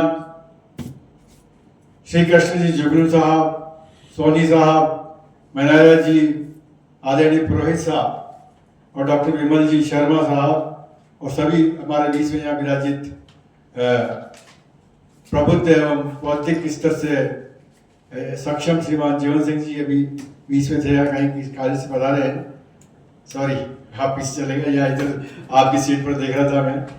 इन सभी के मध्य आज जो उदयपुर की सांस्कृतिक विरासत, सांस्कृतिक शब्द तो अपने आप में है, लेकिन सांस्कृतिक के अंदर अलग अलग विषयों पर उदयपुर की संरचना, उदयपुर की बसावट के साथ साथ उदयपुर के पर्यटनीय स्थल, उदयपुर के मेवाड़ के इतिहास से पूर्व के इतिहास, या मेवाड़ के बसने से पहले जो इतिहास था उसके बारे में, और मेवाड़ के बसने के बाद के इतिहास के बारे में, यहाँ के परकोटे के बारे में, यहाँ की मंदिरों के बारे में, और जिस प्रकार से यहाँ के रीति रिवाजों के बारे में, और इसके साथ चौधरी से चौकीदार तक की जो रचना रही, और जहाँ से पारिवारिक समस्याओं का समाधान होने का एक स्थल, और आपसी जो संपर्क एक दूसरे के बीच में किस तरह से स्थापित करके सुख दुख के जीवन में एकीकार होने का जो ये आपने निचोड़ निकाला, निश्चित रूप से मैं श्री कृष्ण जी जुगनू साहब की बात को पुरजोर से रखता हूँ कि हम सभी जो यहाँ श्रोता और वक्ता थे, और इतिहास के बारे में, मेवाड़ के इतिहास के बारे में जो यहाँ चर्चाएं करी, उसका संकलन और उसका ज्ञापन कि किस मेवाड़ की धरोहर को सुरक्षित और संरक्षित करके इसका संवर्धन करना बहुत आवश्यक है। क्योंकि सरकार तो आती है और सरकार जाती है, और सरकार के नुमाइंदे वही कार्य करते हैं जो सरकार चाहती है, लेकिन जहाँ का स्थानीय कार्यकर्ता, स्थानीय वासी और निवासी जो चाहता है उस पर वो ध्यान नहीं देते हैं, और उसको नजरअंदाज करते हुए सिर्फ अपने अपने लोगों की आवश्यकताओं की पूर्ति करते हैं। निश्चित रूप से इस लोहे के जंजालों के बीच बसा हुआ ये हमारा जो पुराना उदयपुर है, इतना सुखद और सुंदर और इतना वैज्ञानिक दृष्टिकोण से बसा हुआ, वास्तुकला से जो बचा हुआ था, उसका ज्ञान आने वाली पीढ़ी तक को भी दिया जाए। शायद मैं सोचता हूँ कि जो हमारे इतिहासकार हैं, हमारे वक्ता हैं, जिन्होंने ताम्र पत्र से लगाकर पत्थर के ऊपर लिखी हुई शिलालेखों के आधार पर जिस प्रकार से आपने ये व्याख्या की, मैं स्वयं विज्ञान का विद्यार्थी रहा, लेकिन जो इतिहास के बारे में आपने बताया तो मेरे खुद का भी दिमाग कुछ सोचने के लिए मजबूर कर दिया कि किस प्रकार से मतलब इस स्थिति मेवाड़ के वासी होकर यदि हम इस मेवाड़ को संरक्षित नहीं कर सकते हैं तो इससे बड़ा दुर्भाग्य हमारे लिए नहीं हो सकता। हमें इस प्रकार के आयोजन के माध्यम से तो मिलती है, लेकिन आने वाले समय में यदि हम इन गोष्ठियों के माध्यम से और अधिक लोगों को जोड़ पाए, स्थापित, और एक बहुत बड़ी बात आपने कही कि जिस काम को सरकार को करना चाहिए, शायद आज राजस्थान विद्यापीठ और लोकजन ने मिलकर संयुक्त तत्वाधान में जो ये उदय सिंह जी की स्थापना के ऊपर जो कार्य किया है, निश्चित रूप से सराहनीय है। सरकार को और आने वाली हम शहरवासियों को भी हम ये संदेश देना चाहते हैं कि उठो, जागो और अपने लिए जीने के लिए और अपने आप को खड़ा करें। कोई आपको खड़ा नहीं करेगा, हमें स्वयं को खड़ा होना पड़ेगा। इस उदयपुर की विरासत को बचाना पड़ेगा। इस कार्यक्रम में आप सभी लोग पधारे और अमूल्य समय देकर अमूल्य ज्ञान और अमूल्य इतिहास के, व्यवहार के इतिहास के बारे में बताया। मैं तहे दिल से लोक जन सेवा संस्थान राजस्थान विद्यापीठ की ओर से आप सभी का हार्दिक आभार व्यक्त करता हूं और साथ में राजस्थान विद्यापीठ के को भी आभार व्यक्त करता हूं कि जिसने हमें ये सुलभ स्थान उपलब्ध कराया और निश्चित रूप से